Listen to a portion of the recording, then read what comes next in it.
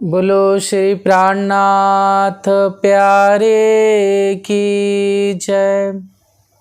श्री धाम के धनी की जय। श्री बाईजूराज जी की जय। श्री महाराजा छत्रसाल जी की जय। श्री लालदास जी महाराज की जय। समस्त सुंदर साथ की जय। प्रणाम सुंदर साथ जी, चरणों में प्रणाम। प्रथम लागो दो चरण को, धनिये ना छुड़ायो खिन। लाख तले लाल एड़िया, मेरे जीव के यही जीवन। इन पाँव तले पड़ी रहूं, धनी नजर खोलो बातों न। पलना वालों निरखो नेत्रें, मेरे जीव के यही जीवन। मेरे जीव के यही जीवन।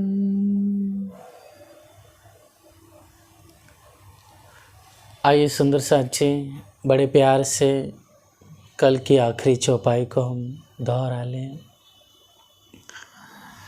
श्री महराजे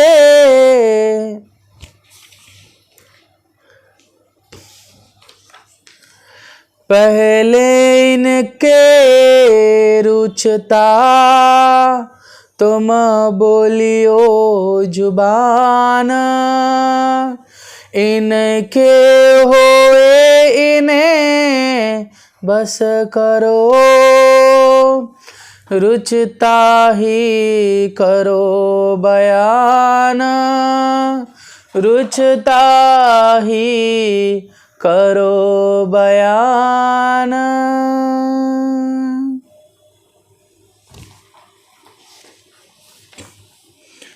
इनके गुलाम होए के,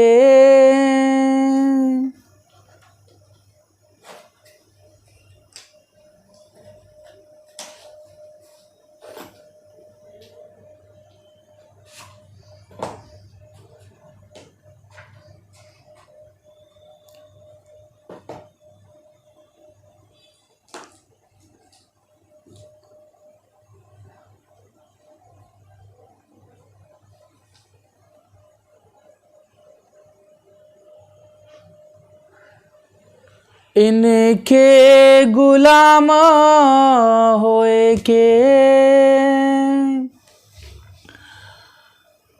आप हादी लालदास जी महाराज जी, महामती जी, हम सब सुंदर साथ को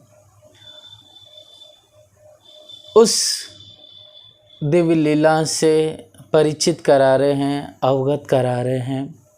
जब हम सुंदर साथ अपनी प्यारी सखी सा कुमार बाई को पैगाम देने वास्ते जब दिल्ली में थे, तब उसमें सुंदर साथों में हम आगे बढ़े, जिसमें लक्ष्मण से लालदास जी महाराज जी, चिंतामणि जी, खिमाई भाई, दयाराम, चंचल भाई और बनारसी भाई, साथ साथ में खंबात से आए हुए सोम जी भाई, ऐसे शेख बदल भाई, बीम भाई, ये सब मोमिन सुंदर साथ निकले अपनी जान की परवाह किए बिना, अपनी लोक लाज लज्जा को छोड़ करके, अपनी वर्ण व्यवस्था को छोड़ करके इस्लामिक रूप मतलब मुसलमानों का रूप धारण कर करके अपनी मूँछों को कटा करके, अपनी जनेऊ को निकाल करके, अपने जो शिखा होती है उसको ख़त्म कर दिया उन्होंने, और साथ साथ में जो अपने हिंदू भेख होते हैं उसे उतार करके इस्लामिक रूप धारण करके आप बादशाह से मिले, वो भी अनंत अखत प्रयास करने के पश्चात। लेकिन हमारी विजय हुई, निश्चित रूप से हमें मिलना हो गया, लेकिन जिस लक्ष्य से गए थे कि रूबरू एकांत में वार्तालाप करें, ऐसा ना हो पाया। फिर सुंदर शाह जी हम कोतवाल के हवाले, जो फिर निश्चित रूप से जो ना होना था वही हुआ। आखिरकार हमें वहाँ पर कसाला दुख सहना पड़ा। फिर वहाँ से कारण काराधनी ने हम पर कृपा की, और फिर वो बात काजी को पता चली। फिर काजी ने अपने घर के निकट, घर के इधर अर्थात हवेली में रहने का स्थान दिया। अब हे सुंदर शाह जी, तब धामधनी को जब कांजी भाई ये बात पहुंचाते हैं तब बहुत रुष्ट होते हैं, गुस्सा करते हैं, और उनके मुखारविंद से जो कुरान से संबंधित बातें प्रकट होती हैं उसका जिक्र आप हादी लालदा जी महाराज जी करते हैं। फिर लैलतुल कद्र क्या है, फिर उसके बाद अजाजिल और आदम अलैहिस्सलाम कौन है, इसका बात उन्हीं अर्धधनी की कृपा से हमने कल और परसों के प्रसंग में श्रवण किया। कल जो शेख बदल भाई और कांजी महाराज जी जब जाते हैं, जब धनी से सब बातें बताते हैं, और भी उसके बाद सुंदर शाह जी तब आप धामधनी हमें दिलासा देने के लिए, सिखापन देने के लिए जो पत्र लिखते हैं, उस पत्र का वर्णन आप नकल आप हादी लालदा जी महाराज जी अर्थात प्यारी सखी आस भाई करती हैं महामती जी के रूप में होकर के। और सर्वप्रथम हादी इंद्रावती जी हम सब सुंदर साथ को अर्थात जो दिल्ली में थे उस समय जो आशा रखते हैं कुर्बानी की, आज जैसे हम भी चाहना रखते हैं कि हम कुर्बान हों, हम धनी की पैगाम सब सुंदर साथ तक जो अनजान हैं, जिन्हें अभी तक तारतम्य उन्हीं तक ये पैगाम पहुँचे, इसके लिए हम क्या आशा रखते हैं। तो उस समय सुंदर से जिनके दिल में आशा है, या साथ साथ में जिनके दिल में ये तड़प है कि धनी का पैगाम दें, तो निश्चित रूप उन सब सुंदर साथ जो कैद में हैं, जो सेवा में हाजिर, उन सब को इंद्रावती ने कोटान कोट दंडवत प्रणाम किया। फिर हादी इंद्रावती जी ने मोमिनों को सिखापन देते हुए कहा कि धनी ने हमें ये शोभा दी है, इसलिए हमें ये नहीं समझना चाहिए कि ये काम हमने किया, ये काम धनी ने कृपा की हम पर, और हमको शोभा देकर के धनी स्वयं अपने हुक्म से ये सेवा करवा रहे हैं। अर्थात जो पैगाम देने का कार्य हुआ वो धनी व जो सुंदर साथ हैं उनको शोभा दी है। निश्चित रूप से ये नहीं समझना है कि काम हमारे द्वारा हुआ है या फिर हमने किया है, एक ही सिखापन। दूसरी सास सुंदर साथ जी कि धामधनी ने हम पर कृपा कर करके हमारे अनंत लोचन दिए हमें। मतलब दज्जाल की तो एक आंख होती है, वो एक तरफ होते हैं, मतलब सिर्फ एक ही दृष्टि होती है, एक ही विचार होती है, एक ही सोच होती है। लेकिन मोमिन जो ब्रह्म आत्मा होती हैं उनको धामधनी कृपा करके अनंत लोचन देते हैं। मतलब उनके बाद अनंत एक ही वस्तु को अलग अलग भाव से, अलग अलग परिस्थितियों के अलग अलग रूप में और अलग अलग समय सारणी के अनुसार वह विचार और चिंतन करती हैं। इसलिए धामधनी ने मोमिनों को इंद्रावती जी कहती कि आपको धामधनी अनंत लोचन दी है, और यह जो दज्जाल की तो सिर्फ एक आँख तरफ होती है और हक तरफ वो क्या होते हैं, अंध होते हैं।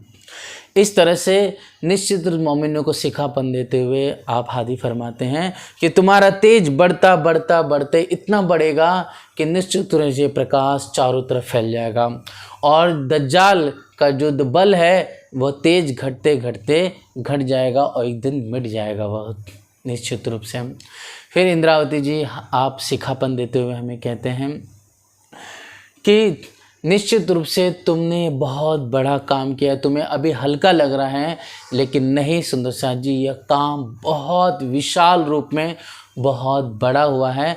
क्योंकि आज तक हम क्या कर रहे थे, छुप छुप कर के पैगाम देने की कोशिश कर रहे थे, लेकिन अब तुम उनके जैसा ही हो करके उनके मंदिर के अंदर पहुंच करके इमाम मेहंदी का थाना थोप दिया है।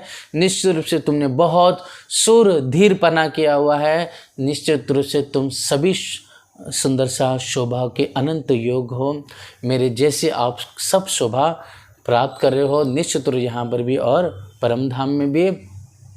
फिर आप हादी इंद्रापति सिखापन देते हैं हम सब मोमिन सुंदर साथ को कि इस समय यह जो सामने जो काजी या कोतवाल है या बादशाह के स्वरूप में जो इनके उस्ताद है, ये जो कोई भी है इनके साथ जो दरबारी सब लगे हुए हैं, वे सब क्या है, दज्जाल के स्वरूप में हैं। इसलिए इनका रुचिता, इनको जैसा अच्छा लगे वैसा ही तुम इनसे रूबरू वार्तालाप करना।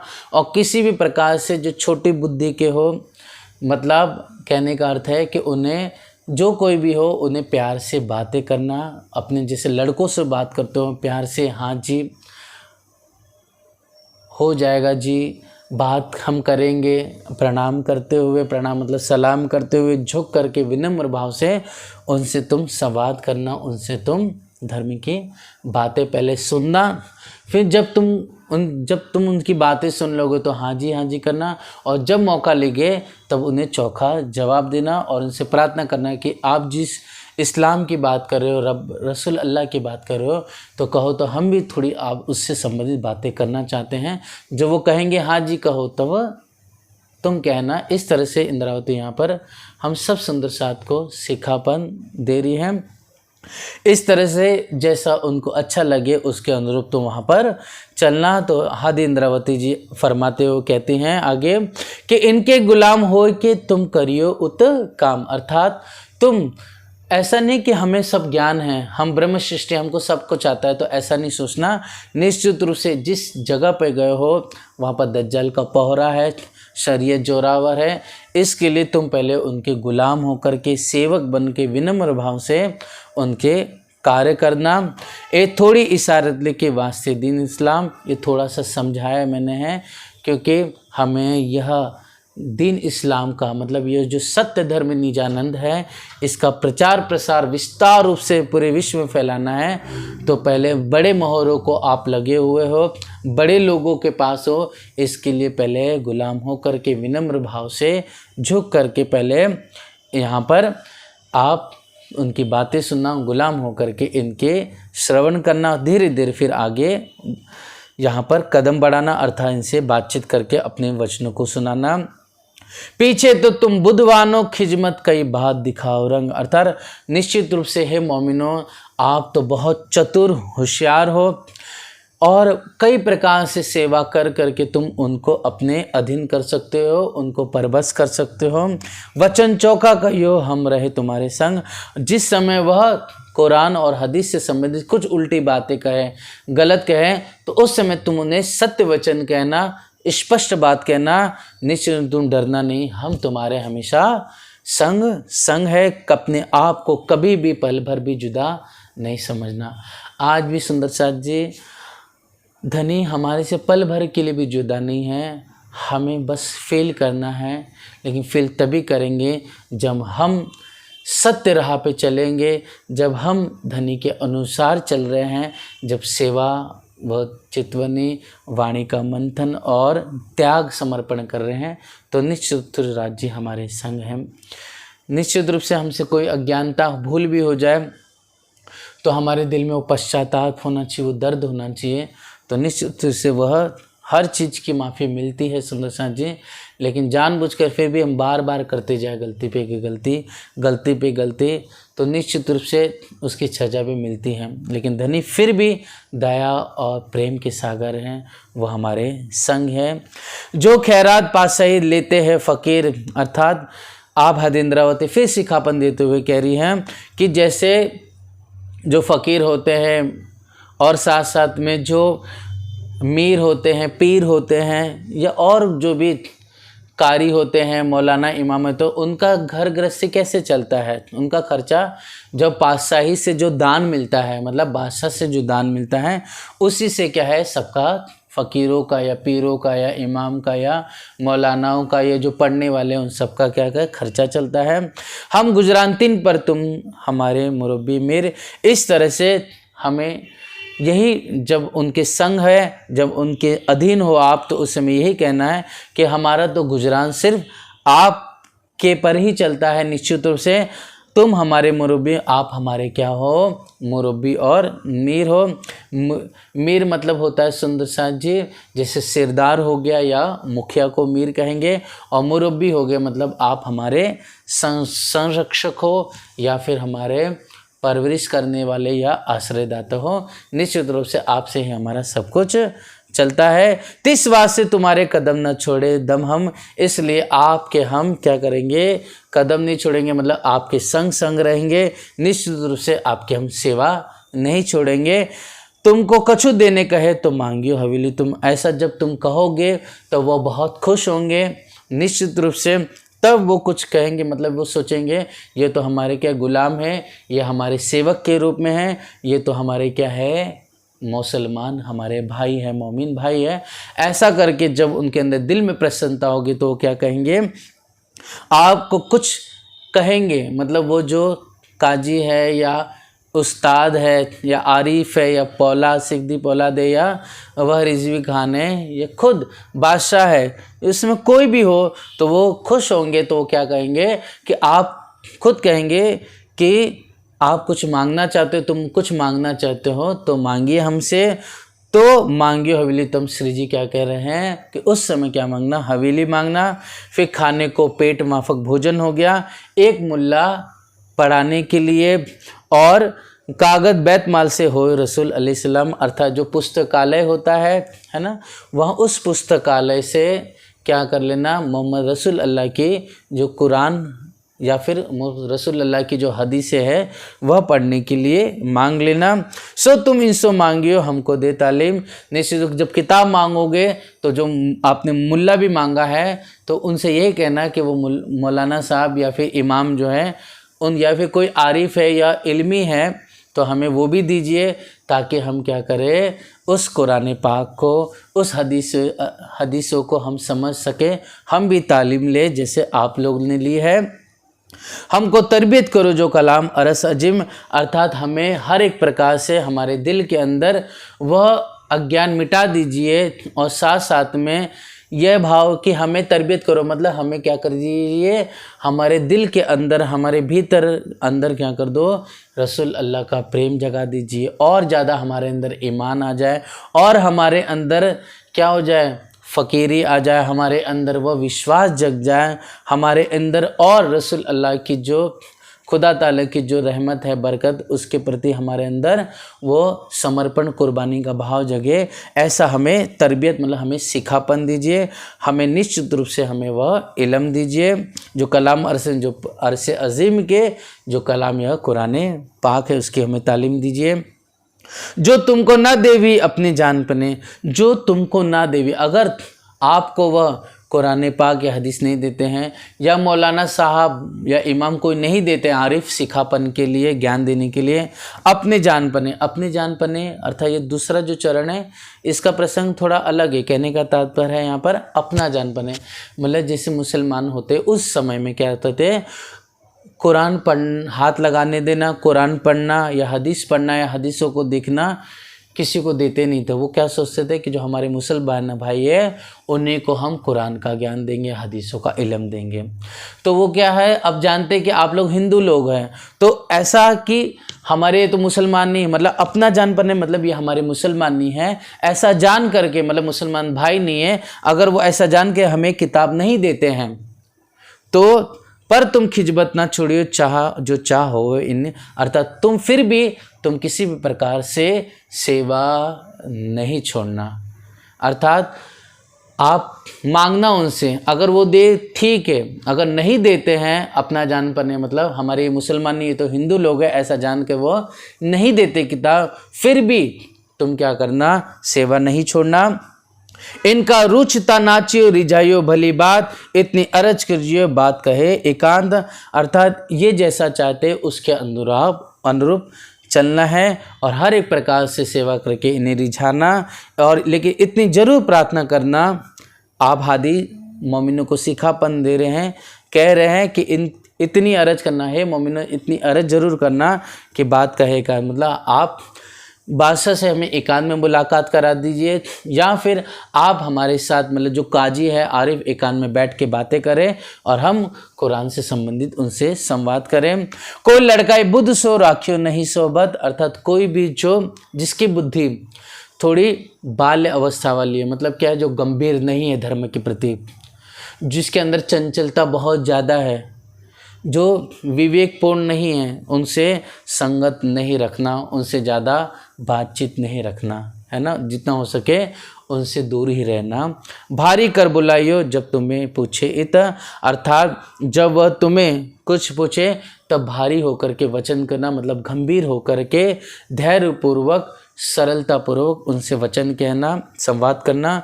जो बुलाओ अपने लड़कों को ये जवाब करो तुम, अर्थात जब प्रश्न का जवाब दो तो एक प्यार से जवाब देना और एक उमंग से जवाब देना, मतलब किसी प्रकार से ऐसा नहीं हो कि तुम्हारे अंदर काहली बैठे, तुम्हारे अंदर कोई डर बैठे, ऐसा नहीं, एकदम चुस्त होकर के और एकदम प्यार चुस्त, और जो साथ साथ में प्यार और मोहब्बत हो, जैसे कि हमारे पराये नहीं, ये अपने ही भाई है, ये अपने परिवार के ही लोग हैं, ये हमारे मोमिन भाई है, ऐसे प्यार से इन्हें जवाब देना।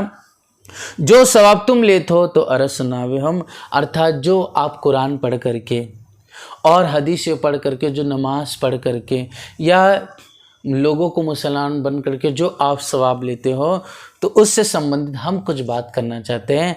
ऐसा कर करके उन्हें आप प्रार्थना करना, मतलब कुरान संबंधित, हदीस से संबंधित हम कुछ आपसे संवाद करना चाहते हैं, अर्थात मजलिस करना चाहते हैं, ऐसा अर्ज करना।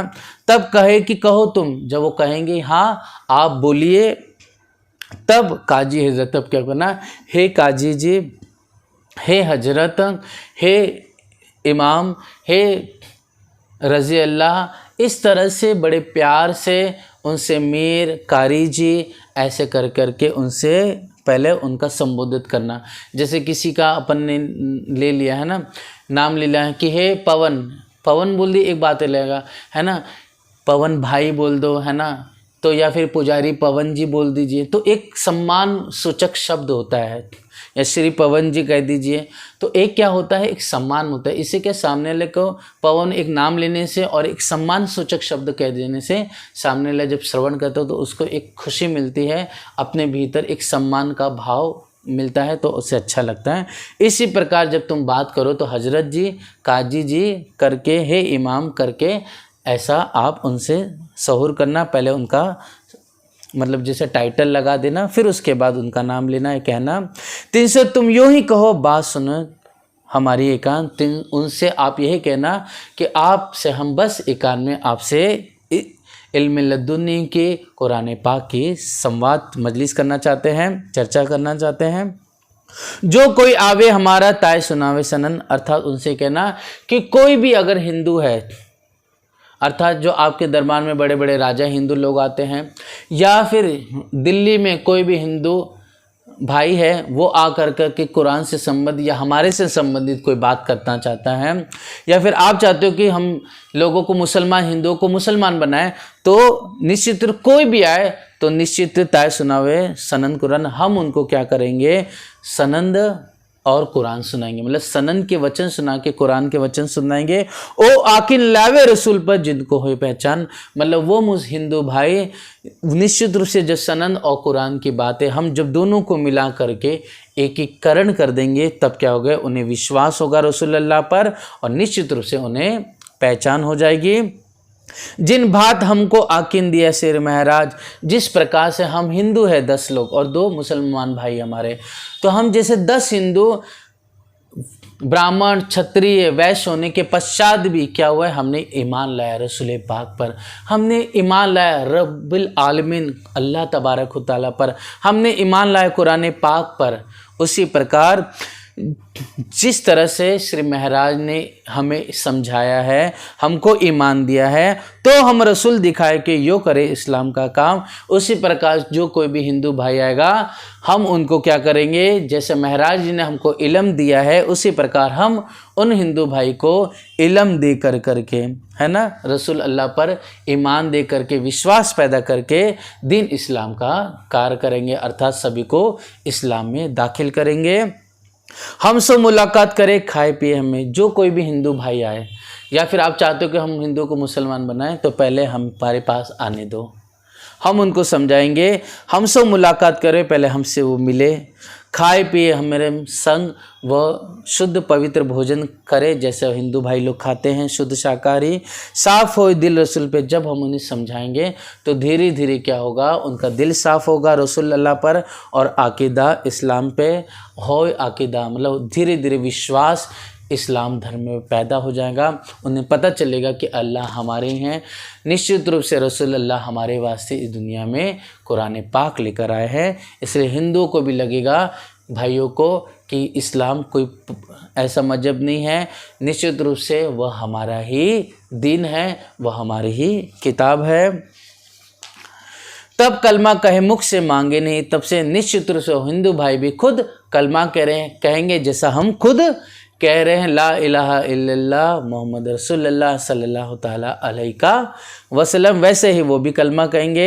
निश्चित रूप से आपसे कुछ वस्तु मांगेंगे नहीं, आज तो आपकी चाहना भी नहीं करेंगे, इसलिए आप किसी भी प्रकार से किसी हिंदू भाई को डर ना दिखाइए। और जो तुम्हारे जाहिरी खिलाने लगे दोस्त, अगर तुम जाहिरी रूप में किसी हिंदू को या सिख धर्म वालों को या किसी और को भी, पंथ कबीर मतलब कोई भी आ जाए, उन सब को अगर आप ज़बरदस्ती गोश्त खिलाने लगे तो निश्चित रूप से वो आपके निकट ना आएंगे, बड़ा दोष होवे इनसे, निश्चित रूप से ये गुनाह आप पर लगेगा। भले आपको लग रहा है कि आप सोच रहे हो कि ज़बरदस्ती हम उसको गोश्त खिलाएंगे, लेकिन हदीस कहती है कि ला इकराह फी दीन, दिन धर्म में कोई भी किसी प्रकार से ज़बरदस्ती नहीं है। खुद सुंदर साथ जी, जब रसूल अल्लाह का ज़माना था, क्योंकि जब रसूल अल्लाह मदीने से फतेह करते हुए जब मक्के में पहुँचे, तो उस समय भी जब मक्के को विजय प्राप्त कर ली, तो उस समय बहुत सारे लोग डर रहे थे, क्योंकि कुरैशी जाति के लोग थे, कुछ यहूदी थे, जिन्होंने रसूल अल्लाह पर और सहाबा पर बहुत अत्याचार किया था। तो सब लोग डर रहे थे, अब तो मुसलमान सब आ गए, हमें मार देंगे, हमें निश्चित रूप से हमने जो मोहम्मद साहब के यार है, जो साहबा कराम है, मोहम्मद साहब को बहुत दुख दिया है, उन्हें पत्थर मारे हैं, उन्हें मक्के से हमने भगवा दिया, उन्हें बहुत पीड़ा कष्ट दी, यहाँ तक कि उनके यारों को हमने बहुत लोगों को मार भी दिया। तो सब लोग, वो कुरैशी यहूदी लोग डर रहे थे, लेकिन रसूल अल्लाह ने जब फतेह कर लिया, सब गुलाम होकर के झुक करके खड़े थे कि लोग सोचते थे कि अभी तो हमें मार देंगे, लेकिन रसूल अल्लाह ने कहा कि कोई भी डरो मत, हम सबको माफ़ करते। आपको लगता है ये दीन इस्लाम आपके अनुसार है, आपको लगता है कि आप रसूल खुदा ताला पर ईमान रखते हो, आपको लगता है कि यह सच्चा हकीकी दीन है, तो आप इस्लाम कबूल करो। अगर नहीं कबूल करते हो तो आप निश्चित रूप से रहो, आबाद रहो, अपने अनुसार अपना जीवन जियो। ऐसा रसूल अल्लाह ने सबको माफ़ कर दिया। तब ये बात सुनकर के सब लोग आश्चर्यचकित हो गए कि कितने रसूल अल्लाह रहम दिल पाक दिल है। तो सब लोग ने, रसूल अल्लाह ने बिना बोले नीचे सब आए, झुके, माफ़ी मांगे, सब ने कलमा कहा और मुसलमान धर्म स्वीकार किया। इसी प्रकार सुंदर साथ जी यहाँ पर कह रहे हैं कि अगर तुम ज़बरदस्ती गोश्त खिलाने लगे, लोगों को मुसलमान बनाने लगे, तो निश्चित रूप से जो कोई आ रहा है वो तुम्हारे पास नहीं आएगा, कोई हिंदू, और निश्चित रूप से तुम्हें क्या होगा, बहुत बड़ा गुनाह लगेगा। इनको क्या लग रहा था कि हम ज़बरदस्ती बना देंगे तो बहुत सवाब मिलेगा, लेकिन आप हादीस जी मोमिनों को फरमा रहे हैं कि आप लोग ऐसा उन काजी से या फिर उन दरबारियों से कहना कि आप ज़बरदस्ती करोगे तो कोई निकट नहीं आएगा हिंदू, और दूसरी चीज़ क्या हो जाएगा, तुम्हें गुनाह भी लगेगा। एक ठोर लेके जागा होने दो तुम, एक ठोर लेके मतलब एक जगह लेकर के, एक स्थान लेकर के जागा होने दो, मतलब उनके भीतर क्या होने दो, स्थान हो दो। मतलब मोमिन कहेंगे, मतलब श्री जी सिखापन दे रहे हैं मोमिनों को कि उन काजियों से, उन हजरत से आप ऐसा बात करना कि जो कोई भी हमारा हिंदू आए या कोई सिख भाई आए या और कोई भी इस्लाम के अतिरिक्त कोई आए तो उसको एक जगह आने दीजिए, मतलब एक स्थान पे हमारे पास रखिए। फिर धीरे धीरे हम उससे बातचीत करेंगे, संवाद करेंगे। क्या हो जाएगा? जागा होने, मतलब उनके दिल के अंदर क्या होगा? दिल में स्थान बनेगा। किसके लिए स्थान बनेगा? रसूलुल्लाह कुरान के लिए जगह बनेगी उनके अंदर। जब हुए पहचान, जैसे जैसे दिल में जगह बनेगी वैसे वैसे उनके अंदर जब पहचान बढ़ जाएगी तब फरमाया करे सब कुम मतलब होता है सबो या फिर सब मिल करके या मिल करके। सुंदर शाह जी, तब फरमाया करे सब कुम, तब सब मिल करके जो हम फरमाएंगे या आप फरमाओगे वैसा करेंगे। तब रसूल ऊपर आके लावेंगे सब, निश्चित रूप से सब मिल करके जो वो एक साथ जो हमारे साथ बैठे हुए हिंदू भाई या सिख भाई और कोई भी हो, सब विश्वास लाएंगे और ईमान लेकर आ जाएंगे। तब फरमाए क्यों न करे आवे हुकुम तले सबको। निश्चित रूप से जैसा कुरान फरमा रहा है, जैसा हदीसें फरमा रही है, निश्चित रूप से वो वैसा ही क्यों नहीं करेंगे। सब खुदा के हुक्म से और हादी के हुक्म से सब एक संग हो जाएंगे और एक होकर के दीन इस्लाम को मानेंगे, कलमा कहेंगे। हम पहले मिलाप किया शेख सलेमा से, तब भी हम एक आया पर वो बात ना सुने। पहले हमारा मिलाप बादशाह से मिलाप होने से पहले, जो नलुए थे देने से पहले हमने शेख सलेमान से संवाद किया था, लेकिन निश्चित रूप से हमने बहुत बातें समझाई, लेकिन उन्होंने हम पे विश्वास नहीं लाया, हमारी बात नहीं सुनी। हम हाथ शेख सलेमान की बात कहलाए सुल्तान, हमने शेख सलेमान को कहा था और कहा था कि हमें बादशाह से मिला लीजिए, रखो हमारे भेक को, तब सब खलक सुने कान। अर्थात हम हिंदू भेक से जब बादशाह से मिलते अपनी बात सारी कहते कुरान पाक की, इमाम मेहदी अलैहिस्सलाम की और दीन इस्लाम की हकीकी सच्चाई से, उसकी हकीकत मार्फत से, तो निश्चित रूप से क्या हो जाता, जो हमारे हिंदू भाई है निश्चित रूप वो भी समझते कुरान को, रसूल अल्लाह को, और जान करके वो भी ईमान लाते हैं। तो हम बहुत खलक को समझाते कलाम, जब वो हिंदू बेक होता तो निश्चित रूप से जब ये बादशाह समझ जाते, आप शेख सलेमान समझता, आप लोग समझ जाते, तो निश्चित रूप उस समय क्या होता, हम सभी हिंदू भाई को ये बात समझाते, वह भी क्या करते, मिल करके कलमा कहते रसूल अल्लाह का। तब कलमा कहे रसूल का, ये सब खलक तमाम सारे जहान, मतलब जितने भी हमारे हिंदू भाई है, सिख भाई है या फिर कबीर पंथी के या अलग अलग जो पंथों में हमारे सब हिंदू भाई है, सब क्या करते, जान लेते, रसूल अल्लाह पे ईमान लेते, अल्लाह पर कुरान पर ईमान लाते और सब मिल कर के ला इलाहा इल्लल्लाह मोहम्मद रसूलुल्लाह स्वयं कहते। पीछे हल्के हल्के सब कोई ना फेरे फुरमान। धीरे धीरे क्या होता है, ये और बढ़ता। आज दिल्ली में है, दिल्ली से होते हुए अलग अलग शहरों में, अलग अलग गांव में ये बात फैलती, वो भी ईमान लेकर थे। कोई भी कुरान से पीछे नहीं हटता, सब कुरान को मानते, कलमा कहते, कबूल करेंगे तहकीक तब इन्हों पहचान। वह निश्चित रूप से कबूल कर लेते इस्लाम को और दीन इस्लाम में दाखिल होते और उनकी पहचान हो जाती। लेकिन हुआ क्या, शेख सलेमान ने हमारी बात नहीं सुनी और उन्होंने हमें बादशाह से नहीं मिलाया। अब पाशा को सुनाए कि जो हुए पहचान। श्री जी फरमा रहे हैं कि मोमिनों उन काजी या हजरत जी से कहना कि अब हमें क्या है पाशा, अब हमने आपको कह दिया है, इसलिए आप क्या कह दीजिए, बादशाह से बात कह दीजिए। जो होवे ने पर निश्चित रूप से बादशाह को यह पहचान हो जाएगी। पीछे तुम निकलोगे, हटे ना कोई पीछे। अर्थात पहले जब ये पहचान हो गई तब क्या हो गए, पहले पीछे मतलब होगा सुंदर सा जी यहाँ पर पहले तुम निकलोगे, मतलब पहले आप जब निकलोगे, हटे ना कोई पीछे। हटे ना पीछे मतलब पीछे का अर्थ यहाँ पर बाद में होगा, मतलब बाद में कोई भी पीछे नहीं हटेगा। मतलब यहाँ पर कहने का अर्थ है, दो भाव आ जाएंगे सुंदर शाह जी यहाँ पर कि पहले तुम निकलोगे, मतलब यहाँ पर जब पहले आप इस इमाम मेहदी अलैहिस्सलाम को समझते, निश्चित रूप से आप हम मोमिनों को समझ जाते, हम हिंदू भेक में आपके साथ मुलाकात करते हैं, आप निश्चित रूप से जानते हैं क़यामत का दौर है, तो निश्चित रूप से पहले आप अगर आगे बढ़ते, ईमान लेकर आते इमाम मेहदी अलैहिस्सलाम पर, तो फिर बाद में कोई भी पीछे नहीं हटता। सब दौड़ेंगे आप पे, निश्चित रूप से सब दौड़ने लग जाते अपने आप ही बैठने इस्लाम में। मतलब ये जो हकीकत दीन इस्लाम है, यह जो मार्फत जो दीन इस्लाम है, जो रसूल ने क़यामत की बात कहेगी कि रसूल जब इमाम मेहदी अलैहिस्सलाम आएंगे तो दीन को नया करेंगे। निश्चित रूप से हकीकत और मार्फत की जो बात, इल्म लदुनी की बात कही, वह सब जाहिर होती। शरीयत तरीक़त से उठ करके सब हकीकत मार्फत को समझने लगते। निश्चित रूप से जो दीन इस्लाम क़यामत के समय रसूलुल्लाह ने फरमाया था, उसमें सब आकर के दौड़ते और ईमान लेकर आते इमाम मेहदी अलैहिस्सलाम पर। जो फरमाया रसूल का सिर चढ़ाते तब, अर्थात उस समय जब हम प्रयास कर रहे थे, मेहनत कर रहे थे, उसी समय क्या होता, फरमाया रसूल का, अर्थात जो रसूल अल्लाह ने जो हमें फरमाया हुआ है क़यामत से संबंधित बातों के लिए, इमाम मेहदी के लिए, अगर उसी समय आप ईमान लेकर आ जाते हैं, जो अर्थात जब हम बादशाह के पास पहुँचे, या फिर हम जब नलुए देने पहुँचे, या शेख सलेमान को जब हम कहा था बादशाह से मिलाने के लिए, उसी समय अगर हुक्म मान लेते, इमाम मेहदी पे ईमान लेकर आ जाते, हमारे बातों पर विश्वास लेकर आते, पैगाम पर हमारा साथ बहुत है, आवे दौड़ के सब निश्चित रूप से हमारा साथ, और बहुत है वो भी दौड़ दौड़ करके दीन इस्लाम में दाखिल हो जाता।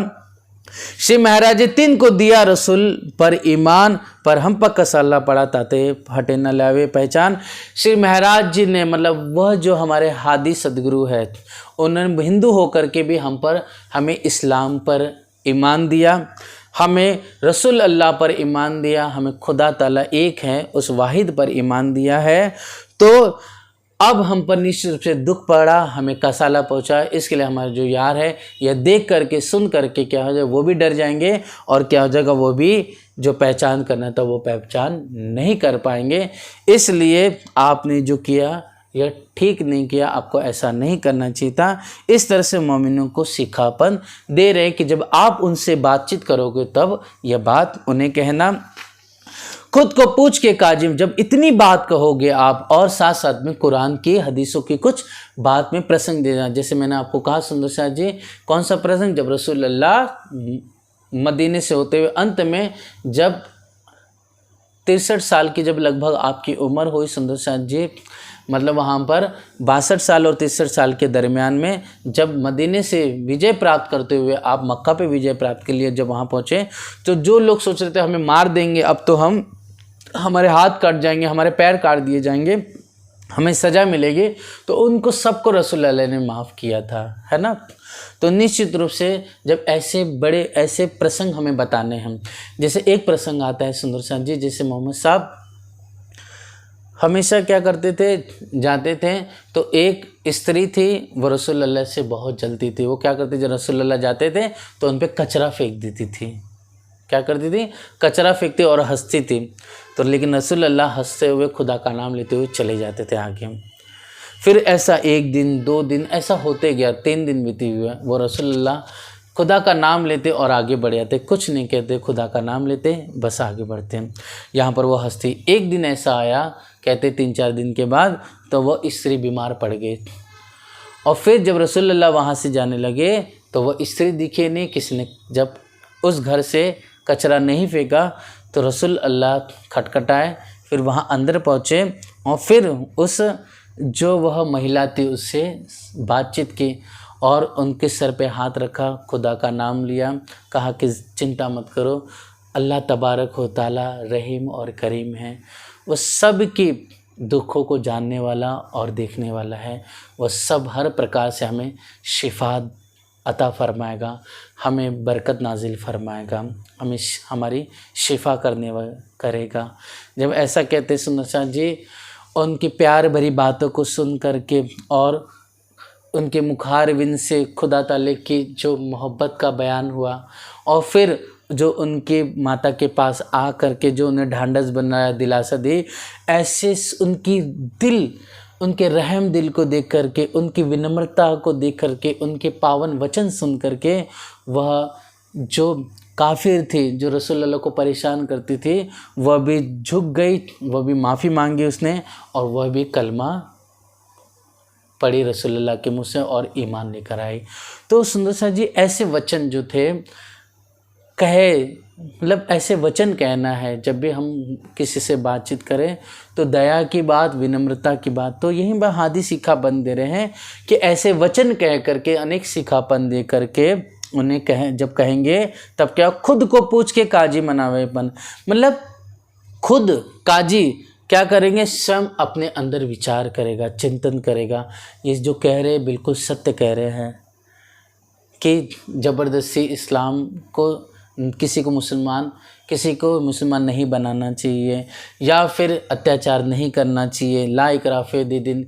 जब ऐसे सब वचन कहेंगे तो क्या हो जाएगा, श्री जी फरमाए, तो वो स्वयं काजी अपने मन से क्या करेगा, चिंतन करेगा, विचार करेगा कि हमने जो किया वह गलत किया, हमने जो अभी तक किया हमें ऐसा नहीं करना चाहिए। जब वो ऐसा सोचेगा, विचार करेगा, काजी मनावे तुम्हारा मन, उसके बाद वो विचार करेगा, सोच में पड़ेगा, उसके बाद तुम्हारे मन को वो मनाएगा, अर्थात तुम्हें दिलासा देगा और ढांढस बन जाएगा कि हमसे गलत हुआ है, हमें ऐसा नहीं करना चाहिए था। तुम जानो, उसके बाद तुम जानो तो समझाओ। उसके बाद जब वो ऐसा खुद कहेगा तो उसके बाद जैसे जैसे आप कहोगे वैसे वैसे खुद वह सुनेगा। जो दाखिल होवे इन, जैसे उसके दिल के अंदर प्रवेश कर जाए वैसे सब आप वचन कहते चले जाना। तिन पर जोर जुल्म ना करे, ना पकड़े कलमे को। तब हे मोमिन सुंदर सा जी, आप उन काजी जी से या फिर उनके दरबारियों से जो सामने, उनसे कहना कि तिन पर जो जुल्म ना करे, अर्थात हिंदुओं पर किसी प्रकार से जुल्म आप ना करें। अगर जो जुल्म करेंगे तो वह कलमे को नहीं समझेंगे, नहीं अगर जान पाएंगे, उसके वास्तविक रहस्य को नहीं पा पाएंगे। हदीसा देखे हुए कलमा कहने में, हदीसा मतलब हदीस से पाक को आपने पढ़ा रहेगा कि कलमा किसी से जोर ज़बरदस्ती नहीं कहलाना चाहिए। कभी भी किसी को ज़बरदस्ती इस्लाम मुसलमान नहीं बनाना चाहिए, यह हदीसों में फरमाया हुआ है। निश्चित रूप से आप अगर ऐसा करोगे तो क्या हो जाएगा कि वह भले मुसलमान इस्लाम कर लेगा, लेकिन आपको वह सवाब, वह सुख, वह आनंद नहीं प्राप्त होगा। ऊपर से तुम्हें यह गुनाह लग जाएगा। कोई पकड़ का हो कि ना करे, ठोर ठोर समझावे हम। कोई किसी की भी ज़बरदस्ती हिंदू भाई की पकड़ ना करे।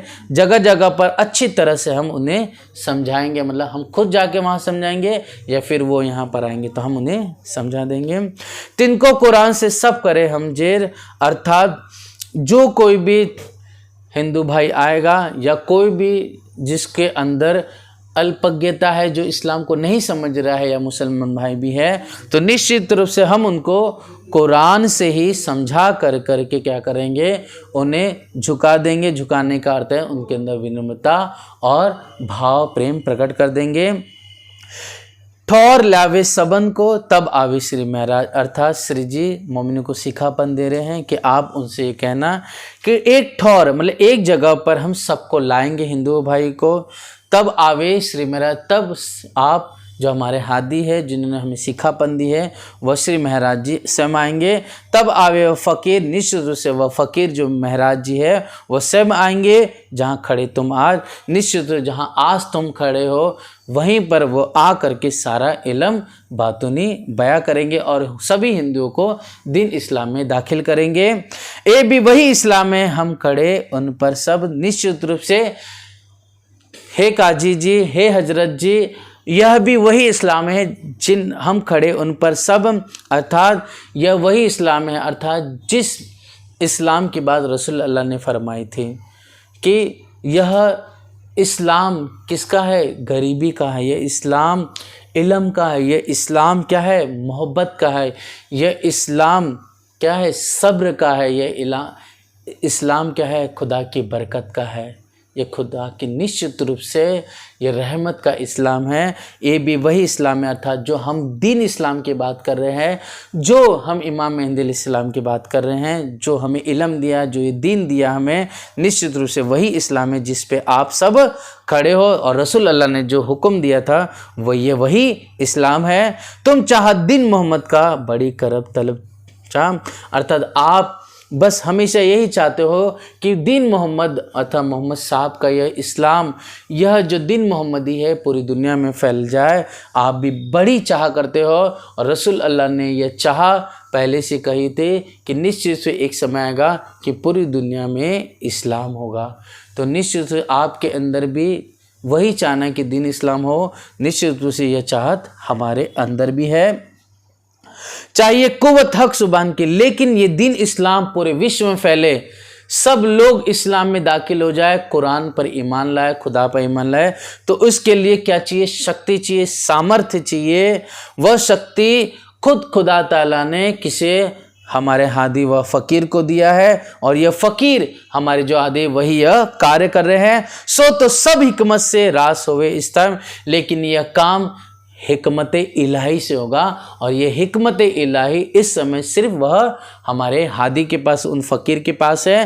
रास होवे इस ठाम, अर्थात यह जब ये हिकमत जाहिर होगी, जब हिकमत से सारा काम होगा, तो निश्चित रूप से सबको आनंद व सुख प्राप्त होगा, और सब निश्चित रूप से दौड़ दौड़ करके दीन इस्लाम में दाखिल होंगे। जो से कीजिए मुसलमान तो साफ ना होए दिल उन, अर्थात ज़बरदस्ती मुसलमान बनोगे तो हिंदुओं के दिल पवित्र पाक नहीं होंगे। राजी ना हुए इन पर तो क्यों पावे कदम मोमिन, अगर वो खुश नहीं होंगे, ज़बरदस्ती मुसलमान बन भी गए तो निश्चित वो प्रसन्न नहीं होंगे। निश्चित रूप से वह मोमिन की राह क्या होती है, कुर्बानी क्या होती है, मोहब्बत क्या होती है रसूलुल्लाह से, मोहब्बत खुदा ताला से क्या होती है, वह नहीं समझ पाएंगे। तो निश्चित रूप से वह मोमिन की राह, कुर्बानी और मोहब्बत की राह को नहीं पकड़ेंगे। भले ही जाहिरी तुम्हारे सामने नमाज़ पढ़ लेंगे डर के मारे, लेकिन अपने घर एकांत में वो नमाज नहीं पढ़ेंगे। एकांत में वो लोग आपकी निंदा करेंगे, निश्चित रूप से वह दिल से इस्लाम को स्वीकार नहीं करेंगे। तो निश्चित रूप से क्या हो जाएगा? आपको गुनाह खुदा का बैठेगा, क्योंकि खुदा ताला ने दीन इस्लाम में जो ज़बरदस्ती के लिए मनाही की है। खुदा ने कुरान में रसूलुल्लाह को फरमाया कि तुम वकील नहीं हो इनके, मतलब तुम वकील बन करके इनकी पैरवी मत करो, निश्चित तुम्हें जो हुक्म दिया है उतना ही तुम करो है रसूलुल्लाह। इसलिए हमें भी ये चाहिए कि रसूलुल्लाह को जो खुदा ताला ने कहा वो हमारे लिए है, कि हमें भी वकील बन करके हमें ज़बरदस्ती नहीं करनी है, झूठ को सत्य बनाने की कोशिश नहीं करनी है। अर्थात जो हिंदू है अगर नहीं मान ला रहे हैं तो उनको मार के या गोश्त खिला के और तलवार के दम पे उन्हें मुसलमान मत बनाइए। इस तरह से अगर बन भी जाए तो वो मोमिन की राह नहीं पकड़ पाएंगे। तो इस वास्ते एती तुम जब कहे कि बोला, मतलब इतनी बात गंभीरतापूर्वक जोश से आप उन्हें समझाना, तब वो बड़े प्यार से तुमसे बातें करें, तब आप भी बड़े प्यार से उनसे बातचीत करना। ऐसा ना हो कि वो समझने लग जाए, जानने लगे तो तुम अपने अंदर अहम आ जाए आपके अंदर, ऐसा भी नहीं करना। उस समय भी जब सारा ज्ञान भी देने लगो तो बड़े प्यार से आप पुत्र के जैसे अपना बेटा होता है तो कितने प्यार से लाड़ से रखते हैं, कितने प्यार से बातें करते हैं, वैसे उनके साथ आप प्यार से रहना। तब समझाओ तिन को पीछे बुद्ध माफ़ फरमाओ। इस तरह से जब समझने लगे, जानने लगे, तब उनको और धीरे धीरे अच्छी तरह से समझाना, और फिर उनकी बुद्धि के अनुसार, उनके विवेक के अनुसार जैसा उनको समझ में आए वैसे वैसे और धीरे धीरे बात बढ़ाते चले जाना और समझाना।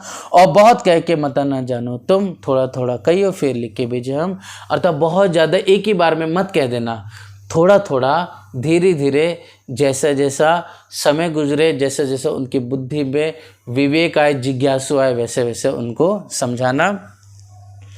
और कुछ नहीं समझ में आ रहा है तो हमें पत्र लिख देना, निश्चित हम वो पत्र में तुम्हें जवाब भेजते रहेंगे।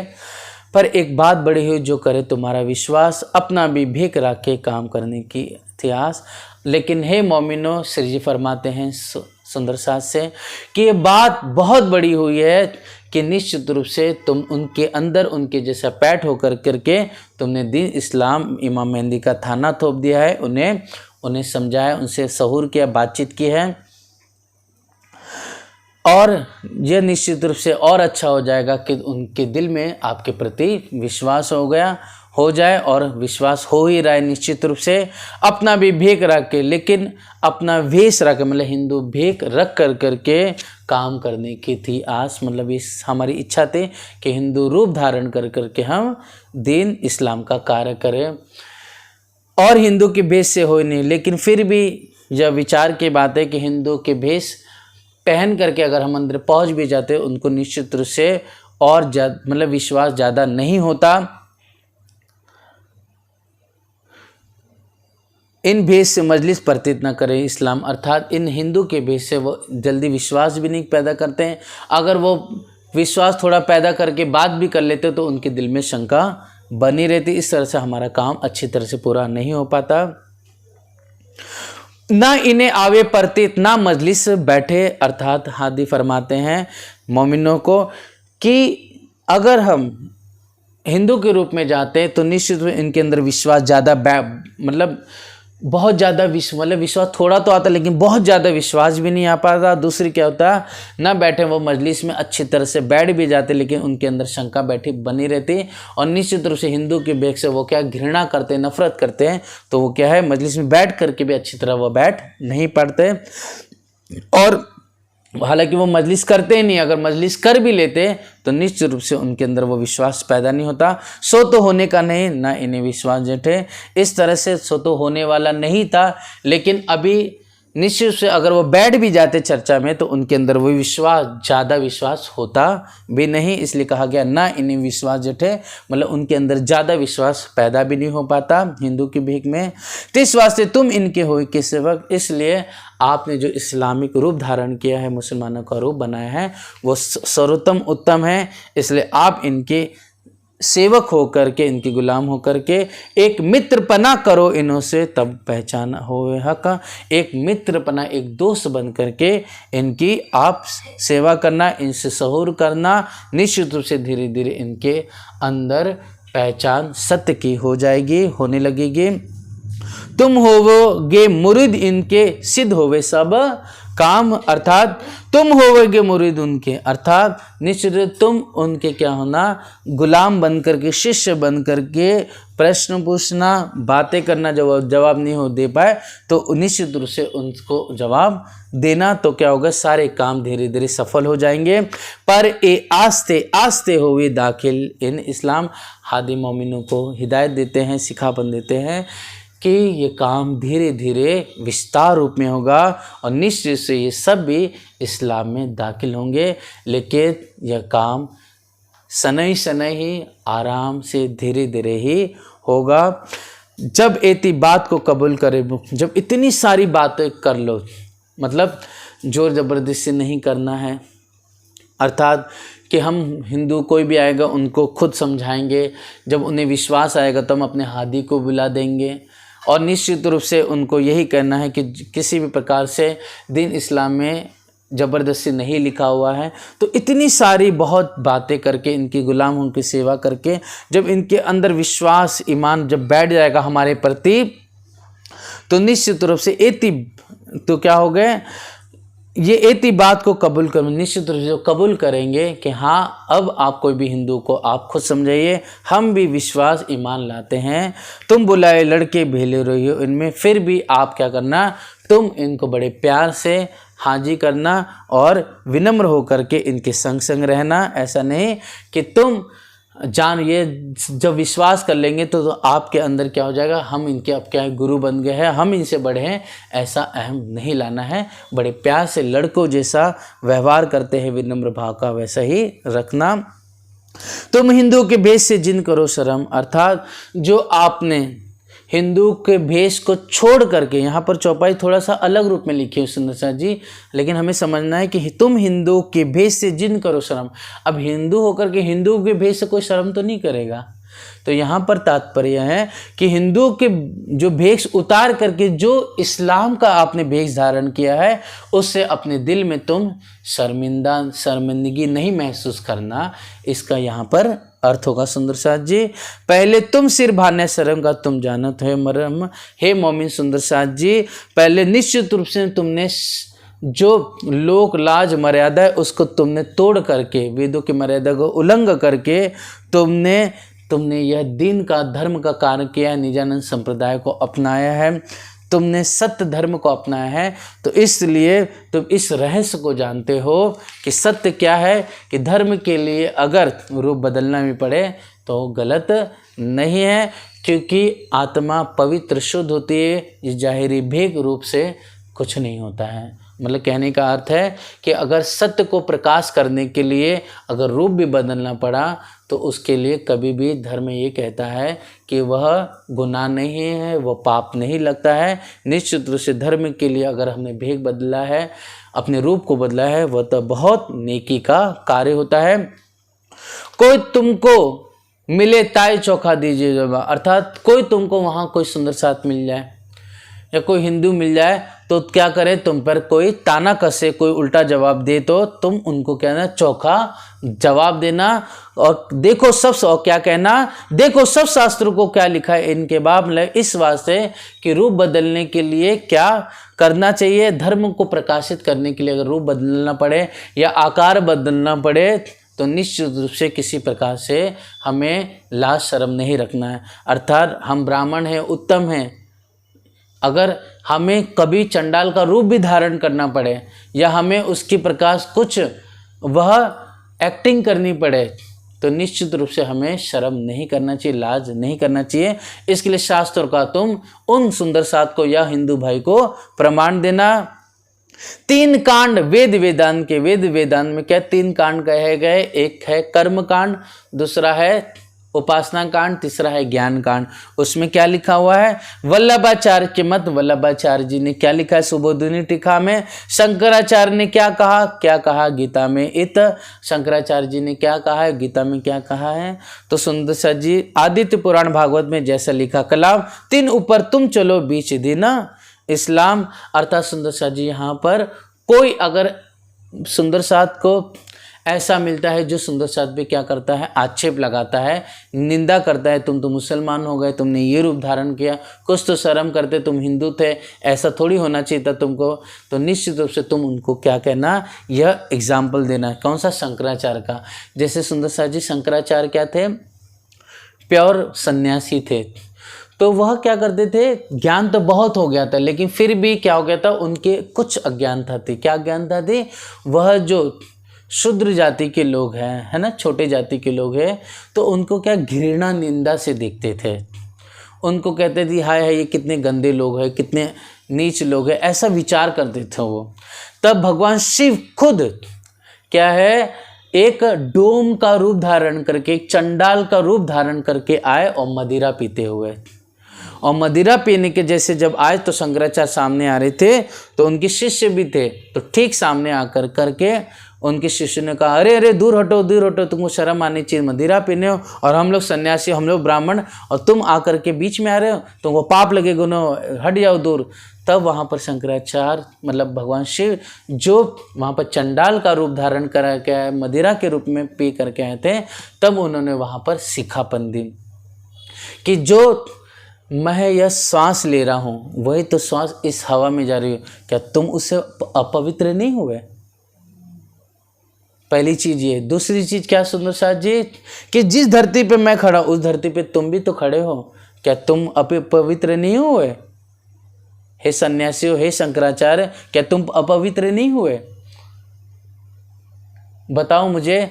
निश्चित रूप से मैं जिस नदी का, सरोवर का जल पीता हूँ जाकर, जिसमें नहाता हूँ, उसमें का पानी तो तुम भी पीते हो, वही तो आप लेते हो, तो क्या तुम पवित्र नहीं, अपवित्र नहीं हुए तुम। जब इतनी सारे और कितने ज्ञान देते हैं सुंदर साथ जी, कि जो हम अगर किसानी का खेती करें, किसानों का कार्य करें, तो उसी चीज़ में तो जा कर के अनाज पकता वही तो तुम खाते हो, क्या तुम उसे अपवित्र नहीं हुए। इस तरह से भगवान शिव उस नशे में आकर के, मतलब उस चंडाल का, उस डोम का रूप धारण करके जो शिखापन देते हैं, तब शंकराचार्य की आंखें खुलती है कि मैं क्या क्या सोचता था, क्या क्या विचार करता था। तब उस समय उनको बहुत ग्लानि होती, दुखी होता है और दंडवत प्रणाम करके माफ़ी मांगते हैं।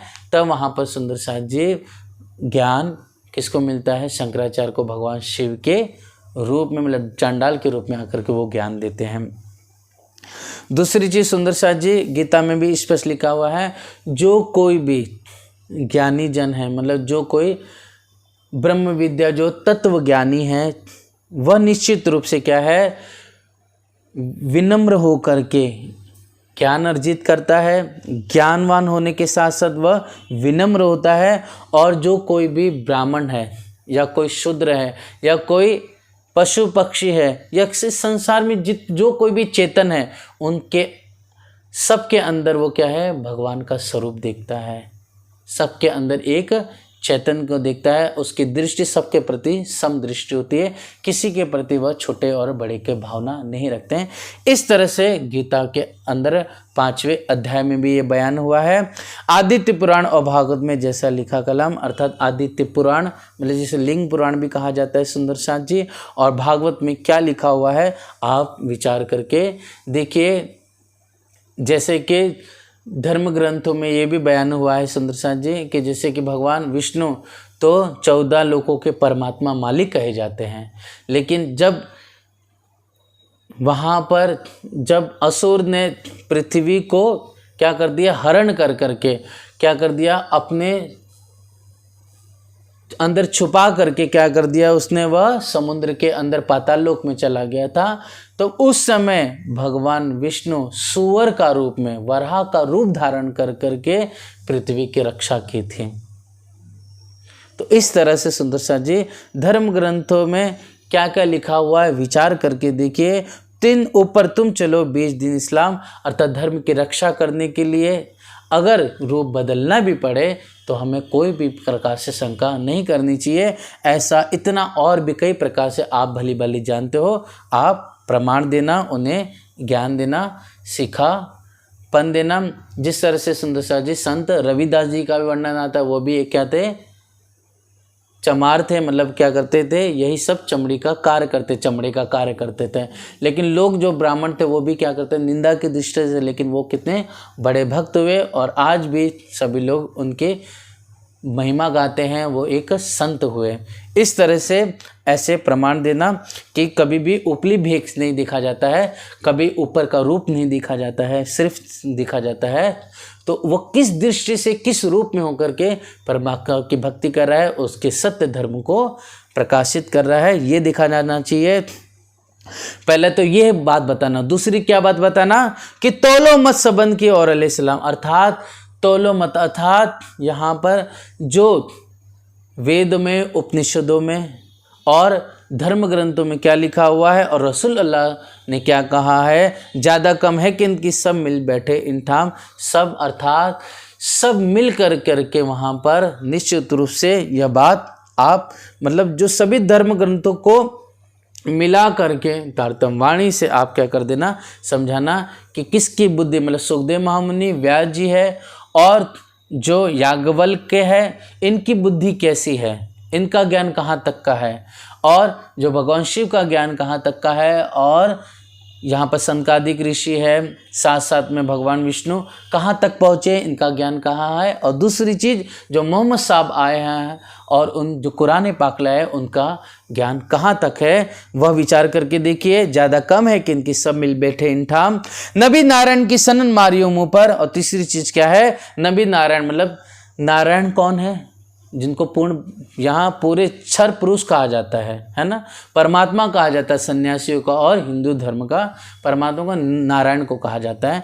तो नारायण की पहुँच कहाँ है, नारायण कहाँ तक है, नारायण का ज्ञान का है, और नबी रसूल अल्लाह हुए उनका ज्ञान का है, उनकी किताब यह कुरान क्या कहती है, यह सनन मारियो मुँह पर, मतलब उन हिंदू भाइयों पर मुँह पर मारना मतलब क्या है, उन्हें चोखा जवाब दे करके उन्हें यह क्या है, उनकी खंडनी करते हुए इन्हें समझाना है।